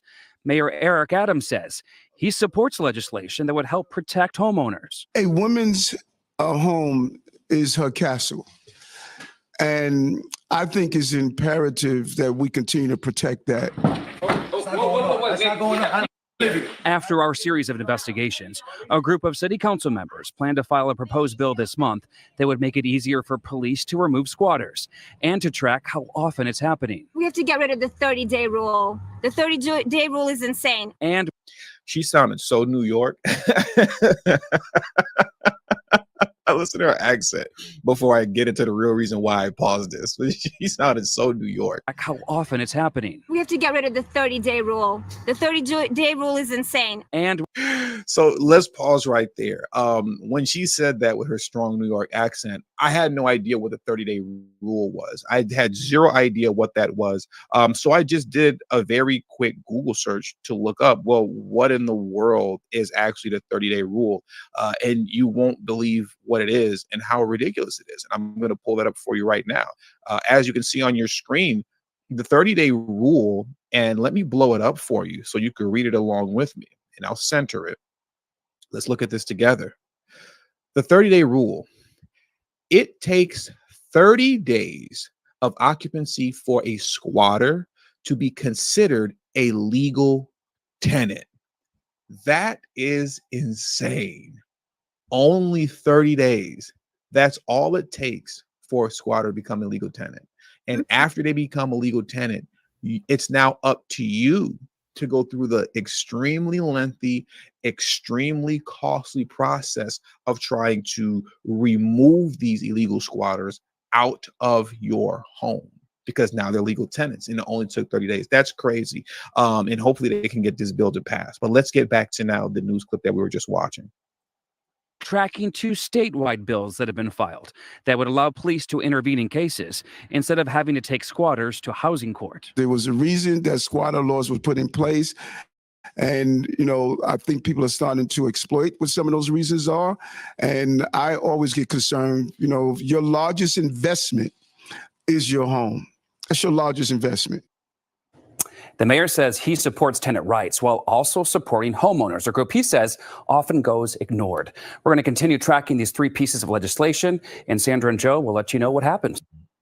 I'm going to make it a point to track those 3 pieces of legislation as well and look into the other legislation that's been proposed by the state. But I will tell you this, for as common sense as it is, right, to pass these pieces of legislation, you would think it's just common sense, like people who own homes need to be protected. You should be protected from illegal squatters that are coming into your home, occupying it, and then forcing you now to spend a whole bunch of money that you probably don't have to get them out. You would think it would be common sense to just pass this, right? But if you pay attention, going back to the woman that is so New York, the city councilwoman that is so New York, let's pull her up on the screen right now one more time. Now, here she is on the screen right now. Take a close look at, you know, what it says next to her name. And let me take a moment also to remove the telegram off the screen right now. You see what it says next to her name? There's an R right there. That means that she's a Republican.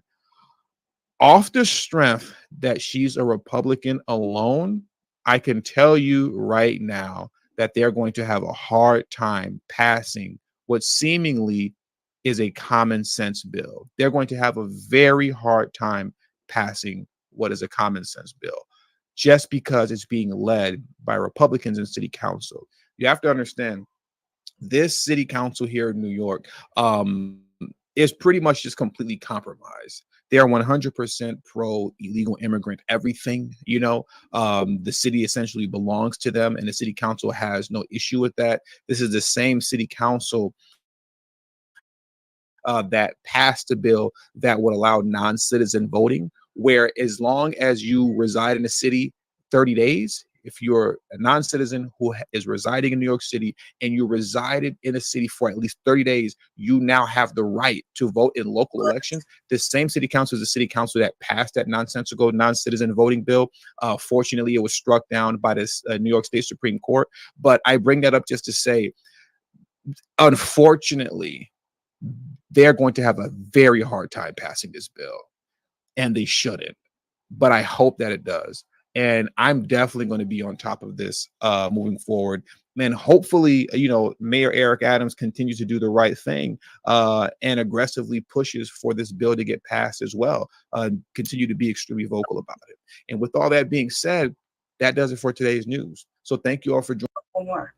What's going on, everybody? Thank you all for joining me today. If you haven't already, please make sure you hit the like button, because that is the most important thing you can do for me on this channel. What it does is that it helps to make sure that those who are in favor and yourself a favor by hitting the subscribe button as well as the bell notification next to the subscribe button so you can be notified whenever I release a new video. And lastly, please make sure you share this video out on your social media platforms, to share this video out with your family and friends, to give them this news and information. And it does also help give me a slight boost in YouTube algorithm as well. And with the introduction out of the way, let's get into today's news. And today we are headed to Atlanta. We are headed to Atlanta because Donald Trump is in Atlanta.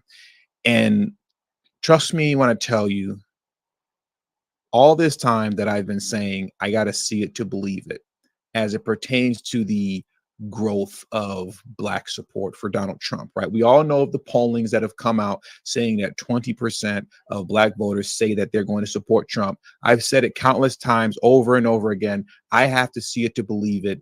Well, I still have to see it to believe it to a degree in November, because that's when it really counts. But I just saw a few videos and photos that made me a believer. Made me a believer. And man, Biden's in trouble. This right here is Joe Biden's worst nightmare. Joe Biden's worst nightmare is not just simply Black voters supporting Donald Trump, but young Black voters being engaged and energetic about Trump. And that's what you're going to see here in this video. Recently, when Donald Trump was in Atlanta, he stopped by at a Chick-fil-A, and it was packed with young Black Americans, and they all went crazy for him. They went crazy for him in a way that you don't see when Joe Biden is around young Black Americans. Now, for the most part, he's never really around young Black Americans at all. He likes to go to the Black church and deal with the Black elderly. That's where he goes. But the real battle is for young Black voters. And it looks like, at least according to this video here, Trump might be winning that battle. So let's go through a couple of these clips. I want to show you a couple pictures. They went crazy for him. Go ahead, take a picture. Come on. Here we go. Make sure I'm taking a few pictures. Okay. They're all over him. They are all over him. Now I want one with you. Come. Oh, okay, come on. Come on, let's go. Yeah, can I come down getting one too? Listen, she's fundraising. Come on in. Come on in. Come on in. We're gonna get rid of Biden. Bye, bye, Sleepy. He is the worst president in the history of the United States. He said, we're going to get rid of Biden. And all them young Black folks said, yes, bye Biden. And I'm going to show you some other pictures after this as well, because this doesn't give you the full scope of what was actually going on in there. But let me run that back. We're going to get rid of Biden. Bye, bye, Sleepy. He is the worst president in the history of the United States, and he's horrible. to the black community, like it or not. Been that way The since a black senator. community, and check out his record in the 1990s. Check out his record in the 1990s. You're economically what's for us. Well, opportunities. Opportunity wise, everything holistic. Best job numbers ever. The first step act. Let's talk about it. And again, the colleges and universities. Yeah. You get the whole thing down. Yeah. I got you. Now what I want to do is that I want to run another video real quick. This is about 16 seconds. It's kind of within the same frame, just a different angle. But I just want you to hear what's being said here in this video. The media tells you, Mr. Trump. We support Let me run that back one more time. So I don't care what the media tells you, Mr. Trump. We support you. We support you, man. Okay, 4 p.m. We're doing 4 p.m. My man had that strong Atlanta accent. We support you, man. Let me play that one more time. So I don't care what the media tells you, Mr. Trump. We support you. We support you, man. Okay, 4 p.m. We're doing 4 p.m. Come here, let me give you a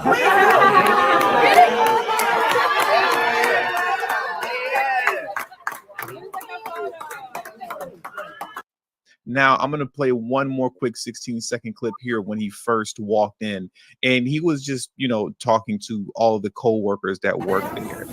And we don't really need to listen to the audio here, but another thing that I want to add is that the significance in this here as well is not only that they are just simply young Black American voters, but if I didn't say it earlier already, because I don't remember if I did, what you're seeing here is majority Black women. And that's very significant because we've heard over and over again, and we've seen via polling and even in conversation with people in everyday life, that Black men have slowly but surely been walking away from the Democratic Party and voting Republican. But what you don't hear or ever see about, what you don't see or ever hear about, I should say, are Black women that support Trump. Right. That's kept very hush hush, especially by the Democratic Party, because what we've seen is that the Democratic Party has done an excellent job of propping up Black women as the backbone of the Democratic Party. And they've been running with that narrative for a couple years now. So for video and photos like this to come out, and I'll show you, let me pull the photos up for you.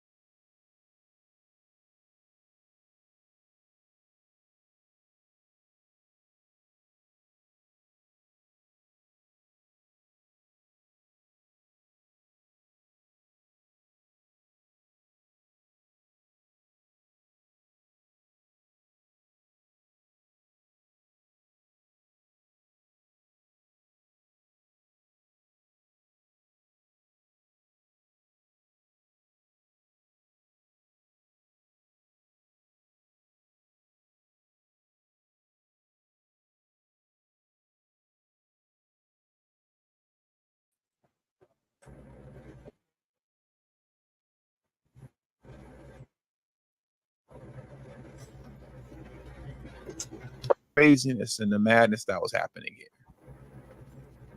Look at all of the support and how packed it was. It was a packed Chick-fil-A filled with young Black American voters. It was packed in here. Look around and look at what you see. And once again, I think it is very significant that it's not only young Black voters, but Black American female voters as well. That is very significant to me and shouldn't be overlooked. Look at this photo here. This is definitely going on the thumbnail. And I've got a couple more photos that I'm going to show you, and then we're going to head out of here because I don't need to belabor the point too much. But as you can see here, this is Biden's worst nightmare. This is not what he wants to see. He does not want to see Trump seemingly in the good graces of Black America and even more so in the good graces of Black women. That is not what he wants to see. This is a horrible look for Biden and his campaign. And it's a great look for Trump. Because once again, it kind of blows apart the idea and the notion and the thought that Black folks overall just don't like Trump. That's not true. We just vote blue no matter who religiously. And we hate whoever is just Republican. That's what it is. Because essentially voting blue no matter who is a religion. But it's not actually a personal thing towards Trump. That just simply isn't true. It's not the case. And you're seeing that right here. You're seeing it right there. So I'm going to be honest with you, man. In closing, like I said, I have to see it to believe it come November. I have to see it to believe it come November. But this just kind of shot my confidence level up a little bit concerning my belief that Trump is going to win. It just shot it up a bit. It definitely did. It shot it up a lot, actually. And I actually expect him to win now. I expect him to win after seeing this. And if I wake up the next morning after the election and a 2020 has been pulled all over again, I wouldn't be surprised. I would not be surprised if this election, I go to bed like I did in 2020, seeing that Trump clearly won the election. And then when I woke up, Biden won by a landslide. It's looking like that's probably going to be the only way that Biden wins this again, is by the magic of going to sleep and waking up and he all of a sudden won. That's what it looks like. Because like I said, the visuals here that we're seeing, it just doesn't look good. It doesn't look good. And that does it for today's news. So I want to thank you all for joining me today. Subscribe to the channel if you're new to the channel. Share this video out on your social media platforms to your family and friends. And also don't forget to follow me on Telegram at TD Media Group. The link to my Telegram is in the description box below and will be pinned in the comment section. Right. I'm like, okay. Man, it's like a force, but they won't call in. They won't call in. Trust me, I've had my run-ins a couple of times this year. Pros is custom hair care made for the label readers, the skeptics, and most of all, it's made for you. But what actually goes into a hair? Colorado Democrats want to ban legislators from carrying weapons at the state capitol. And their Republican colleagues' irresponsible actions with their own firearms there keeps making the case for Democrats. Another Republican lost track of his loaded gun at the Capitol this week. The Colorado State Patrol says State Rep Don Wilson from Monument left a loaded Glock in a restroom at the Capitol Tuesday night. It was after the building was closed to the public. A janitor found it 20 minutes later and turned it into state troopers. Wilson later contacted the State Patrol to report that he had left some stuff in the bathroom. CSP says they returned the firearm to him and he will not face any charges. What? Wilson apologized, issuing a statement today calling it a quote-unquote humbling experience. Democratic House Speaker Julie McCluskey said the latest gun incident at the Capitol created a dangerous situation, and she reiterated her support for their proposal to ban legislators from carrying on Capitol grounds. That's already passed the Senate, still faces a vote in the House. Republicans at the Colorado State Capitol have trouble with gun control. Beyond like philosophical objections, they cannot actually seem to keep control of their guns at the Capitol. GOP Rep Don Wilson, who left his loaded Glock in a bathroom this week. GOP Rep Ron Weinberg, who couldn't recall if he locked his truck at the Capitol last year when his 2 guns were taken. There was Republican Rep Richard Holtorf, who literally couldn't keep it in his pants. Holtorf's handgun fell out of his trousers as he ran to make a vote 2 years ago. And Republican Rep Jared Wright made national headlines in 2014 when he walked out of a debate on concealed handgun permits, leaving his loaded weapon in a bag under a table. At some point, the Colorado Capitol is going to need a lost and found bin just for Republicans' misplaced guns. Democrats want to ban all legislators from carrying at the Capitol. Opponents in the party of law and order have said even if that's the law, they won't follow the order because state legislators. Is there a reason for here's the question. Why are Republicans carrying the heat in the building? Like, what do you intend on doing? That should be the real fucking question. Why do you have it on you while you're sitting in a fucking chair all day reading fucking bills and passing legislation? Do they have an intent on going postal? Like, then, you know, I'm not gonna say, man, motherfucking the whites are guilty of just fucking putting their pistols down in fucking random spots. Man, I was over there grabbing signatures, and the lady gave me hers to hold on while she signed my petition. And I was like, beep. You know what I mean? I had an answer. I was like, because, man, if I was a different type of motherfucker right now, you dig? So, I mean, why do they have, first of all, why do they have the heats in the building? Why are they putting them down random places? Why do they let them fall out their clothes? Where's the fucking security alarm? Never fucking alarm? Or where's the fucking pat down for these people when they're going in? Like, we gotta pass through security when we go into certain places. The fuck, man? But what is the intent behind carrying your pistol inside the fucking building to pass legislation? Is this like do they have intent on one day some shit just not going their fucking way, just black, just, you know, going postal? I mean, fuck, that's a lot of white people right there. You know, let's not forget Bober. They wanted to not mention that, but let's not forget about that. But God, man, like, what the fuck is your intention right there with taking it inside? And the one who, I don't know if I left my truck unlocked. You know, it's downtown Denver. You know, he locked it up. Come on now. Stupid. But what's the intent? Why are you taking your pistols in the building? What are you intending on doing? Like, this is all Republicans. Like, man, make it clear. Make it plain and simple.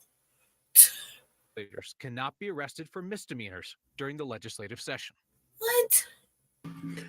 All right, family. Black. Hold on a sec, Sadie. Hold on a sec. Colorado Democrats want to ban legislators from carrying weapons at the state capitol. Why isn't there? And their Republican colleagues' irresponsible actions with their own firearms there keeps making the case for Democrats. Another Republican lost track of his loaded gun at the Capitol this week. The Colorado State Patrol says State Rep Don Wilson from Monument left a loaded Glock in a restroom at the Capitol Tuesday night. It was after the building was closed to the public. You don't think that after you got done taking a leak and you're washing your hands and you turn, well, you know, they're notoriously known for not washing hands, turn around and leave, you're missing a fucking Glock, and you turn around and go back for it, and then you let the janitor find it, and he turns it into the trooper? He must have been on some do good shit too. You know what I mean? Seriously.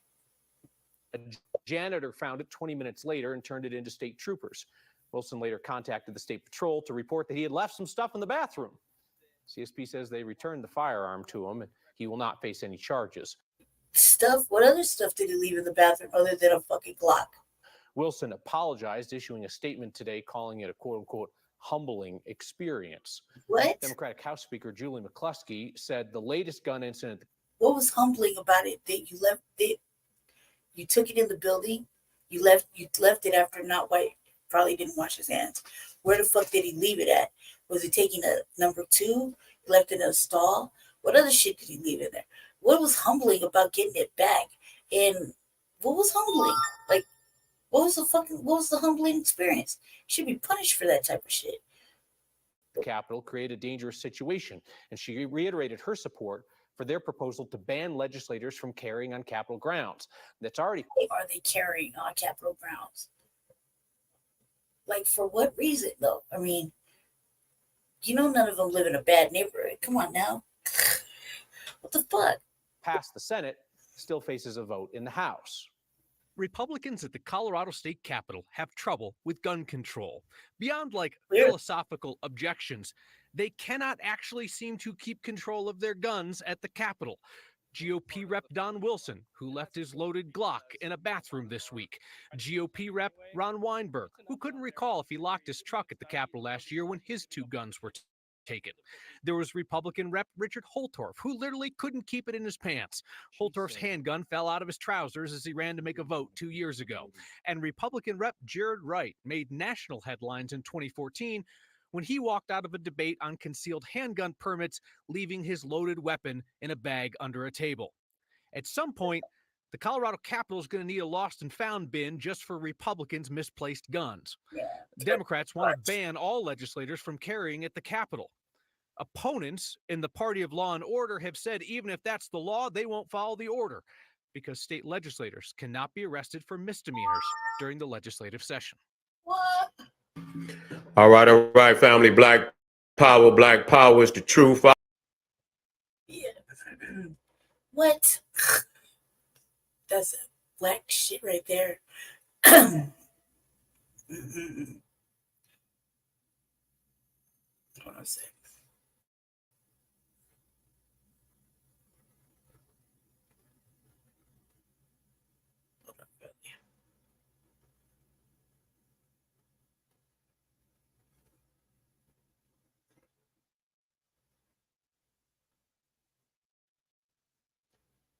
Okay, hold on a second.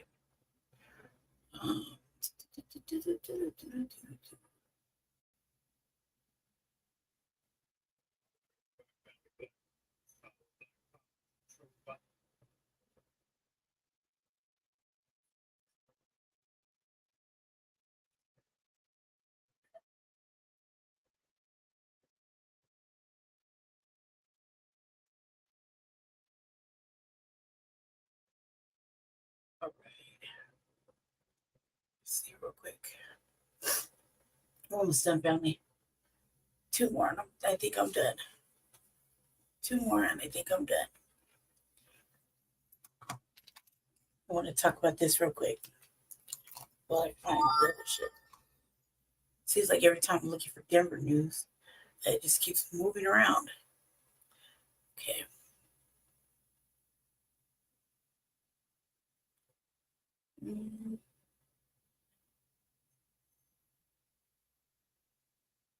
Okay. Sorry about that, family.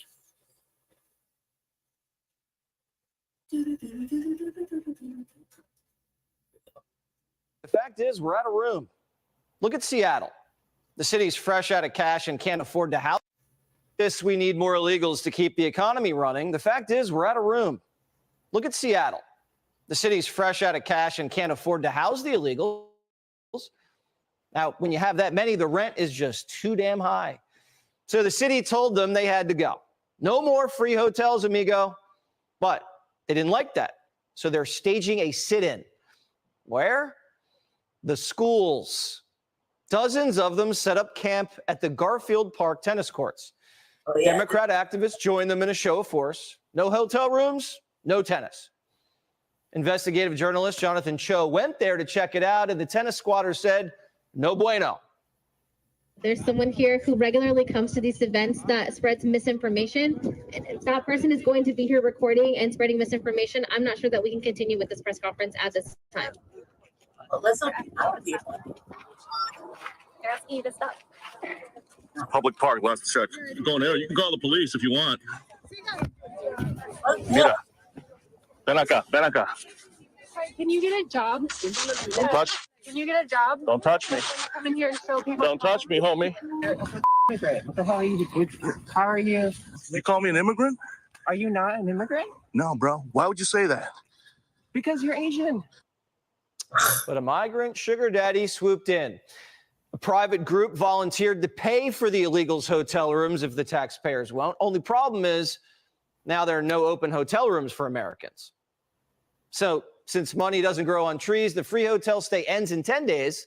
And once that ends, Seattle may be heading towards a migrant Chaz situation. Tennis, anyone? Investigative journalist and Discovery Institute senior fellow Jonathan Cho joins me now. Snazzy blazer, Jonathan. It looked like they didn't really care how well you were dressed. They don't want reporters to see migrants squatting on children's tennis courts. Did he call people homie? Well, Jesse, it's because I'm exposing the truth right now. They don't want to show that they're essentially extorting the city. They're saying, look, if they don't get money, if they don't get resources, if they don't get motels, they're going to stay. They're going to protest. They're going to create, again, chaos. What an attitude of entitlement. And again, I show that through my reporting, through my videos, and the video don't lie, and they don't like that. So it's a shakedown. They're going to stop American children from playing tennis until you pay for the hotel rooms. Yeah, the key here is disruption, and disruption gets the attention of lawmakers and city officials. And credit to Councilmember Joy Hollingsworth, who represents District 3, the Central District neighborhood, a historically black neighborhood, let me mention. By the way, she's saying right now the city has no money. But again, she mentioned that the state legislature earmarked $30 million for these migrants. So it's still unclear, though, when that money's going to come through. All right. Do us a favor. Lend Clay Travis your blazer, because that's how to pull off a loud blazer. Be safe out there, Jonathan. Thanks. It's also working my Spanish there. Okay, good. Click here to subscribe to the Fox News YouTube page to catch our hottest interviews and most compelling analysis. You won't get it anywhere else. Fucking crazy, right? Hold on one second.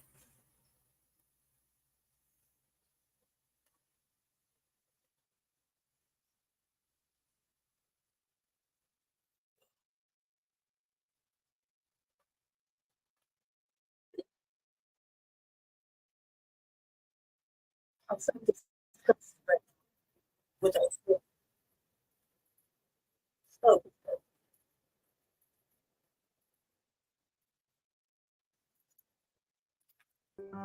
Denver walks back unpopular budget cuts to fund migrant services. Tonight, a deep dive into what that means for the city, taxpayers, and migrants. We're not taking officers off the streets.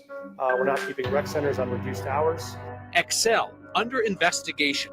The utilities' planned blackouts and slow moves to restore power are going to get public hearings. A new frontier in book banning, throwing out the book fair company that's been doing it for generations in favor of a conservative outfit that promises books with no dark magic. And we celebrate the 200th week of your Word of Thanks microgiving with the nonprofit helping Coloradans break through generational poverty, changing their lives and the lives of their kids. Never imagine your giving would still be going at week 200, but you don't just watch, because this is next. Denver is making a major pivot in how it provides help for migrants coming from the border and how it funds those. I like to say that, we did a lot of shit talking to kind of make some of this maneuver. And I'm like one of the first motherfuckers that I showed it like last week. And I was asking for a hard pause. And man, well, we told them so. Services with budget cuts that will now be less obvious to citizens. Our Mark Salinger dives deeper into that city budget than they probably would prefer. And our Angeline McCall's reporting on the migrant crisis has been the definitive record of what our city has seen. We begin tonight with Mark's reporting on where this money's coming from. Thank you all so much for being here. We are here today to give you some important updates on the city. For the third time so far this year, Denver put out yet another new plan to cut budgets and save money. And we have a remaining gap of about $89 million. Mayor Mike Johnston announced the spending cuts while also allocating $90 million to migrant services this year. Denver still needs to find about half that money. As a result of that, we only need to propose today a package of $45 million in cuts to help meet the remaining budget need for the city. The cuts are far less than the $180 million originally feared in January, yet they still impact every agency in the city. The Denver Police Department will cut nearly $8.4 million, which amounts to about 2% of its yearly budget. Chief Ron Thomas says there will be no change in the number of officers deployed to the street, no changes in recruiting, and no changes in public-facing services. We were able to make sure that we provide all of our core services without having any impact on the budget at all. For months now, rec centers across the city have been operating with limited hours. So where's the budget cuts right there? Denver is now changing course on that, rescinding all cuts to the agency. All rec centers will be fully open before the summer. The city will not fill 160 vacant jobs. That's expected to save nearly $20 million. There will be no layoffs or furloughs. Yet some of the most public budget cuts that were announced earlier this year cannot be brought back. What about the flowers? Are those coming back? People care. Some of the flowers we missed the window to plant, and so those won't be replanted. Some they'll continue planting. While all the parks may not have flowers this summer, the rest of the city will be spared from many of the budget cuts that were originally feared. Building this into a model that Denver is proud of, and we think the rest of the country can learn from. So thank you so much for having us. Have a great day. How can they? The office with the highest percentage of money cut from its budget was actually the mayor's office, taking a nearly 10% cut, Kyle, to pay for these migrant services. So obviously, it's a fiscally responsible thing to plan for a worst case scenario. But how did they cut the proposed migrant services budget in half in 4 months? The answer is fewer migrants are coming to the city, but the city is also cutting the services that they're offering. Let's get deeper into that with Angeline McCall now. So Angeline, the city is basically going to draw a line between the migrants who have previously arrived and those who arrive later. Yes, and the line is today as of midnight. The city says that the people arriving today have unique challenges compared to the people who came last year, for instance, who qualified for temporary protected status in some cases. Instead, those arriving now have to apply for asylum, then wait 6 months to get a work permit. So this program is designed to help them in that waiting period. The city will do a count today. Everyone in shelter or transitional housing will have priority for this new Denver asylum seeker program. But if you're not in the shelter today and you get here tomorrow, for instance, then you'll pretty much be on your own here. It's a program the city promises will give more help. So this is why we built this model around the needs that folks have around a 6-month wait for work authorization. Mayor Johnson says it will offer intensive resources to roughly 1,000 people in shelters today. We will have a limited number of slots to be able to do that because these services require more time. Johnson says the city will help and pay for migrants to apply for asylum, then assist with housing, workforce training, and food assistance. We think this allows us to deliver a win-win. Yoli Casas with Vive Wellness, who's been doing this work since 2022, says weeks-long stays at hotel shelters isn't working anymore. We know that it's just not sustainable, and we're finding more and more people that you can't get your life together in 1 month. The people in shelter today are the lucky ones. They'll be in the pilot program. The ones who get here tomorrow will now get 3 days in shelter compared to families who got 42 days. That's the hardest. I think that's my nightmares. But I feel like what will look like is this. They'll arrive. We have enough time. Maybe I think that we're given a 72-hour shelter to communicate, sit down with those families. Advocates worry the impact it will have. We have to continue sheltering migrants for their success. V. Reeves is with House Keys Action Network Denver. By suggesting that they only have 72 hours of authorized shelter stay, after which they get a ticket out of town, or what? The or what is that people will turn to the streets. People are not looking to move on. Migrants say it will be worse for the people who arrive here later. No es ayuda, no, porque no está haciendo nada. Raul just got to Denver a couple weeks ago. He's no longer in shelter, so he won't qualify for the new program. No tenemos un hogar, no tenemos la ayuda, de verdad no tenemos la capacidad de sostenernos porque no tenemos trabajo, pues me entiende. Meaning some today will get the help they need and others will inevitably be left out. Wayfair presents Lighting. Get the latest looks with top fixtures at low prices. A spokesperson for Mayor Johnson said that they recognize there is a chance encampments and living on the street can happen. Johnson said that they have staff from Denver Human Services at the border right now telling migrants that long-term sheltering is no longer happening in Denver and to make sure to be aware of that if you plan to come here. Trying to counteract the narrative that people have spread down the chain that Denver is a welcoming place to come. But for now, this program is at capacity. It wasn't a narrative, family. It's a whole fucking thing. It's not a narrative. I just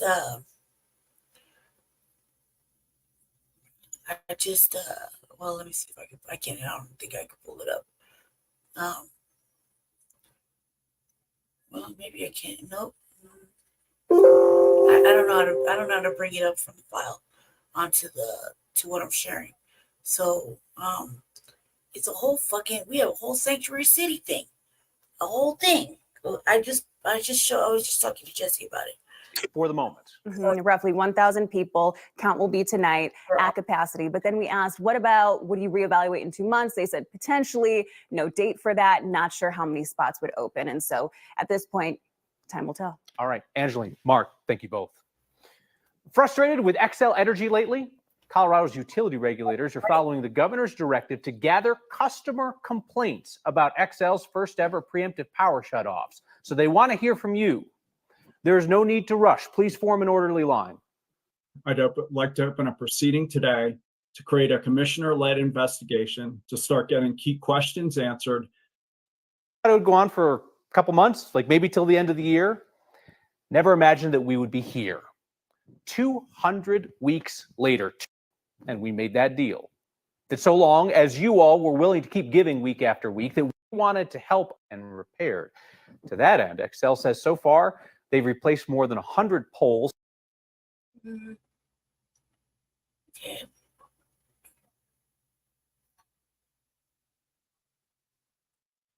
Let's see.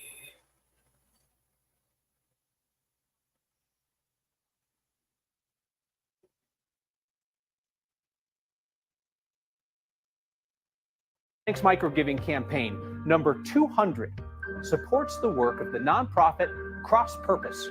Tonight, another class of their leaders graduates after a 6-month program raved about Cross Purpose. QR code or text to get there. The one-man takeover of the Colorado Republican Party has taken some significant new steps. And what wholesome is for you may be different than what wholesome is for me. And a small-town school board targets an iconic school book fair. It is the latest battle in book banning. Next. I don't want to talk about that part. Let's see what else is going on. What's it on this one? Let's see. Yeah, I don't know where the fuck they thought they were going to do all this cutting, and it doesn't even make sense when you really look at the grand scheme of things. It's the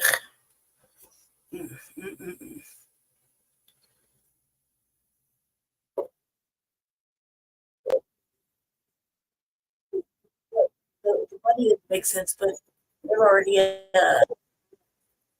showing misappropriation.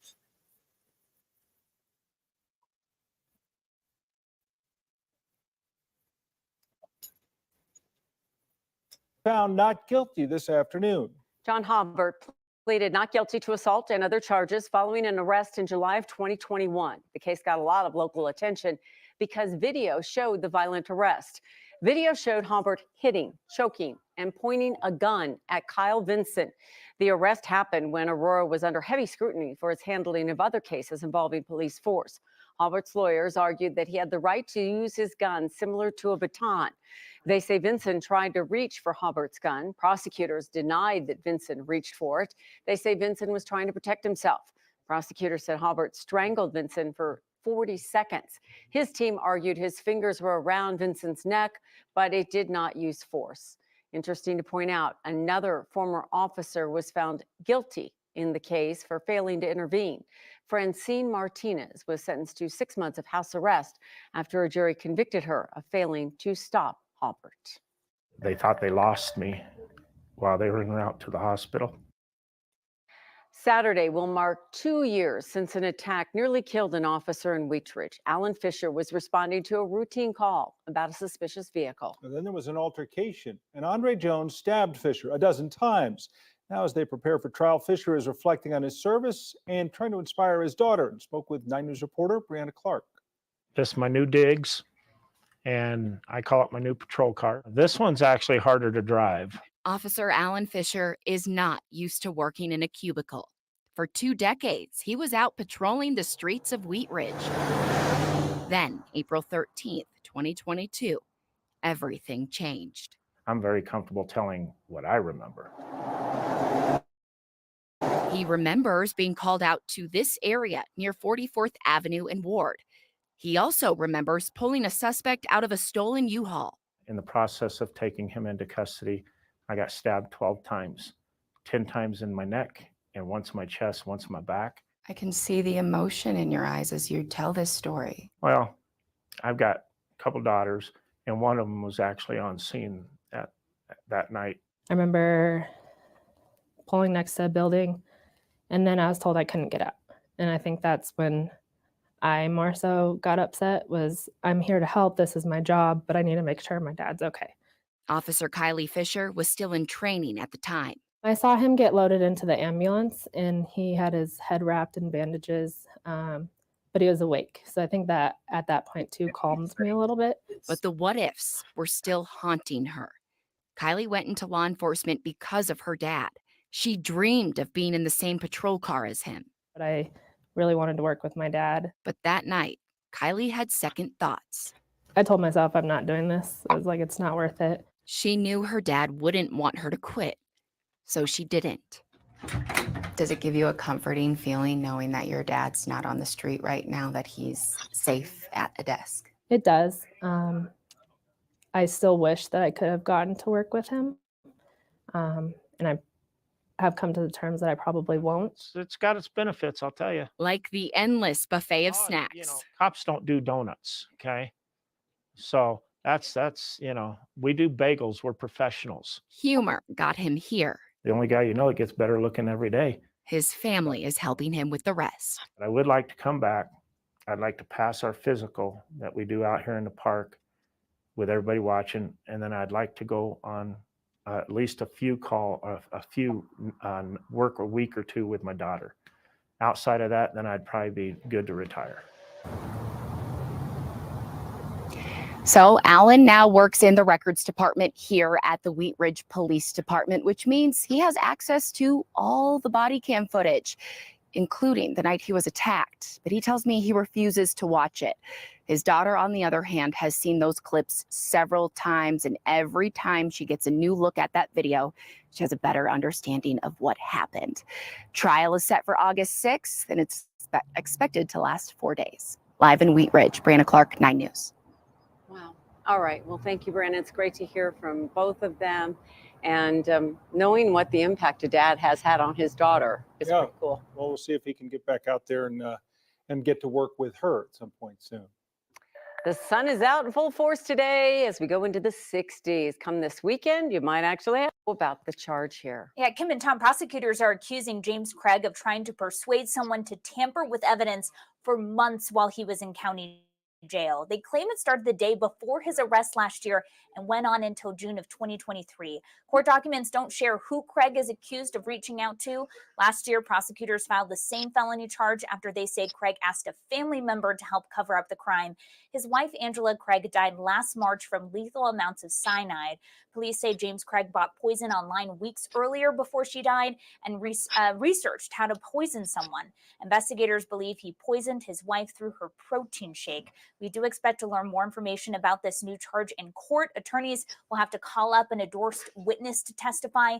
Craig's next court appearance is on Tuesday, and the trial is set for this summer. Another surprise in a case that has many of them, Kelly. Yeah, and we expect to learn quite a few details on Tuesday. This is a motions hearing. The defense team has tried to throw out a lot of evidence, including those searches online. So we'll see what happens next week. Okay, we know you're on it. Thank you. No one was seriously hurt when a school bus was rear-ended on Bridge Street in Brighton. This happened about 8 o'clock this morning. Brighton police believe the woman driving was distracted when she crashed into the back of the bus. The bus was the 27J school district bus. A district spokeswoman said that the driver and 16 middle and high school students were on board. Only minor injuries were reported. The other woman driving was taken to the hospital. We don't know anything about her injuries. Oh, hey, with Zeem, you can stream free local TV from all over the country. Zeem speaks for itself. It really doesn't need a... The Department of Justice has a new rule out today. It's aimed at closing the gun show loophole, which is looking for backport security checkpoints. That's an average of some 17 guns a day. The TSA says 93% of those weapons were loaded. The figure is roughly the same as the first quarter of 2023, but authorities say more passengers were screened in the first quarter of this year. Of course, traveling with a firearm is allowed, but it must be packed properly as checked baggage and declared to the airline at the ticket counter. Boy, there were some stunning new developments today in the case of Shohei Ohtani's interpreter amid allegations of theft and gambling.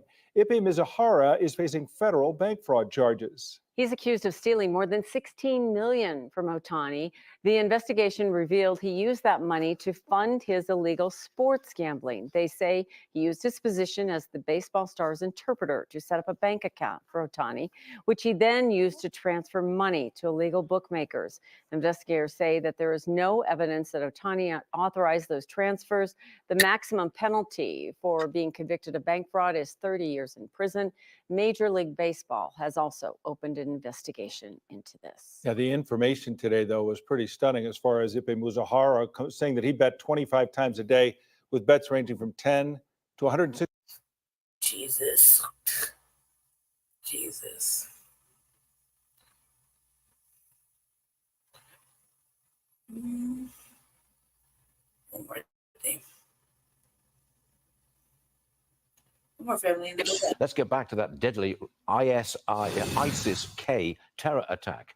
It killed more than 130 people in Moscow over the weekend. Retired U.S. Army Colonel Joe Baccio joins me now. Colonel, you are the former director of CENTCOM. That's a very important position. Did you see this attack coming? Well, Stu, last year, U.S. Central Command, the command where I served as communications director, we informed the Senate Armed Services Committee that in early 2024, ISIS-K, which is the external-facing arm of ISIS, would have the ability to attack inside Europe, okay? And then we saw this attack inside Europe and Eastern Europe, and that by the end of 2024, ISIS-K would have the ability to attack inside the United States. And so, yes, the intelligence community did see this attack coming. And of course, you know, Moscow was warned 2 weeks prior to this attack. So the intelligence community did see this coming. Now, do you think, in your opinion, will ISIS attack inside America? From what you know, is an attack likely here? ISIS has global aspirations, Stu. You know that, ISIS would like a spectacular attack. Right now, I think their eye is on Paris. You just look at their social media yesterday, actually. Yesterday, their social media purported an attack on Paris. We know we've got the Olympic Games this summer. That would be a big target, a global stage, a global audience. But, ISIS-K, they want to attack inside the United States. Here in the United States, our intelligence community, Customs and Border Protection, Department of Homeland Security, National Security Council, they're all taking this very seriously, Stu, as they should, as you know they should. But we don't know who crossed our southern border, do we? What is it, 600,000 gotaways? We don't know who they are. They could, presumably, you think that some are members of ISIS, right? You're really honing in on it, Stu. That is the softest point of entry, okay? That is the weakest point. And so that's really where we believe ISIS-K would target. We believe that's where they would enter. Once they enter, of course, they'd have to galvanize, they'd have to organize, get weapons, but it wouldn't really be that complicated. You wouldn't really require that many members. You wouldn't need that much weaponry for attack inside the homeland. But Stu, our intelligence community is monitoring this, taking it very seriously. Okay. One quick question for you, if I may, from your knowledge of what's going on here. Do you think Russia is winning the war in Ukraine? Yes, this is a moment where Russia, Stu, can just throw mass at this problem until Ukraine breaks. Ukraine, they're consolidating ammunition. They're trying to galvanize conscripts. They're fighting with older troops now. Russia now has every advantage 2 years into this. They have advantage of size. They have advantage of speed. And really, they can continue to push on this. They can throw mass at this problem until Ukraine breaks. Got it. Well, that was fun. There's a lot going on right there.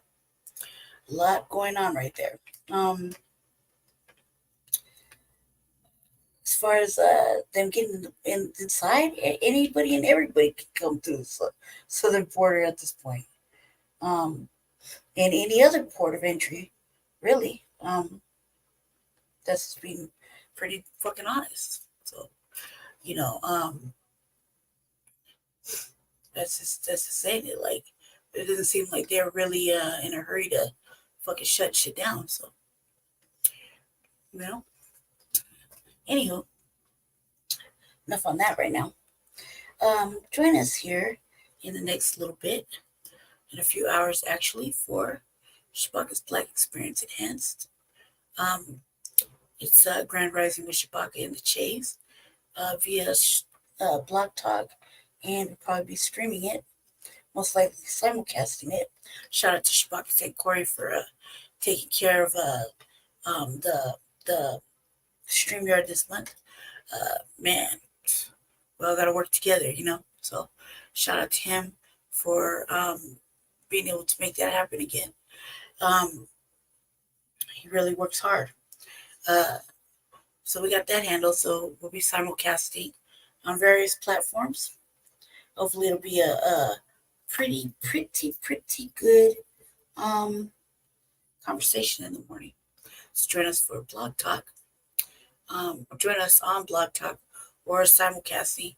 Either way, join us for tomorrow with Grand Rising with Shabaka and the Chase, which be me and Jesse Paris.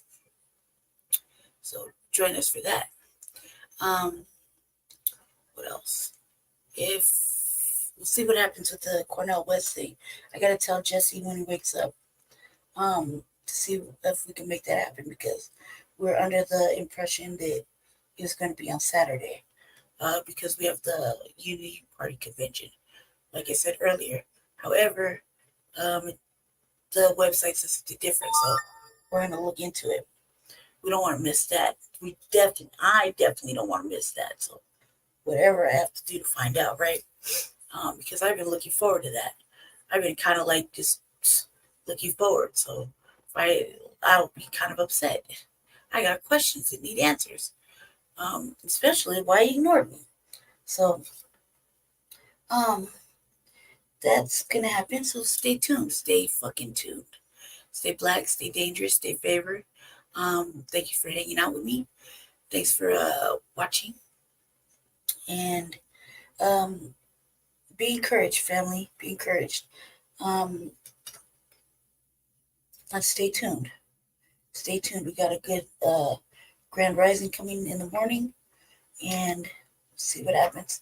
Maybe I'll get lucky enough and we can do another RVA where I don't accidentally misplace my cue.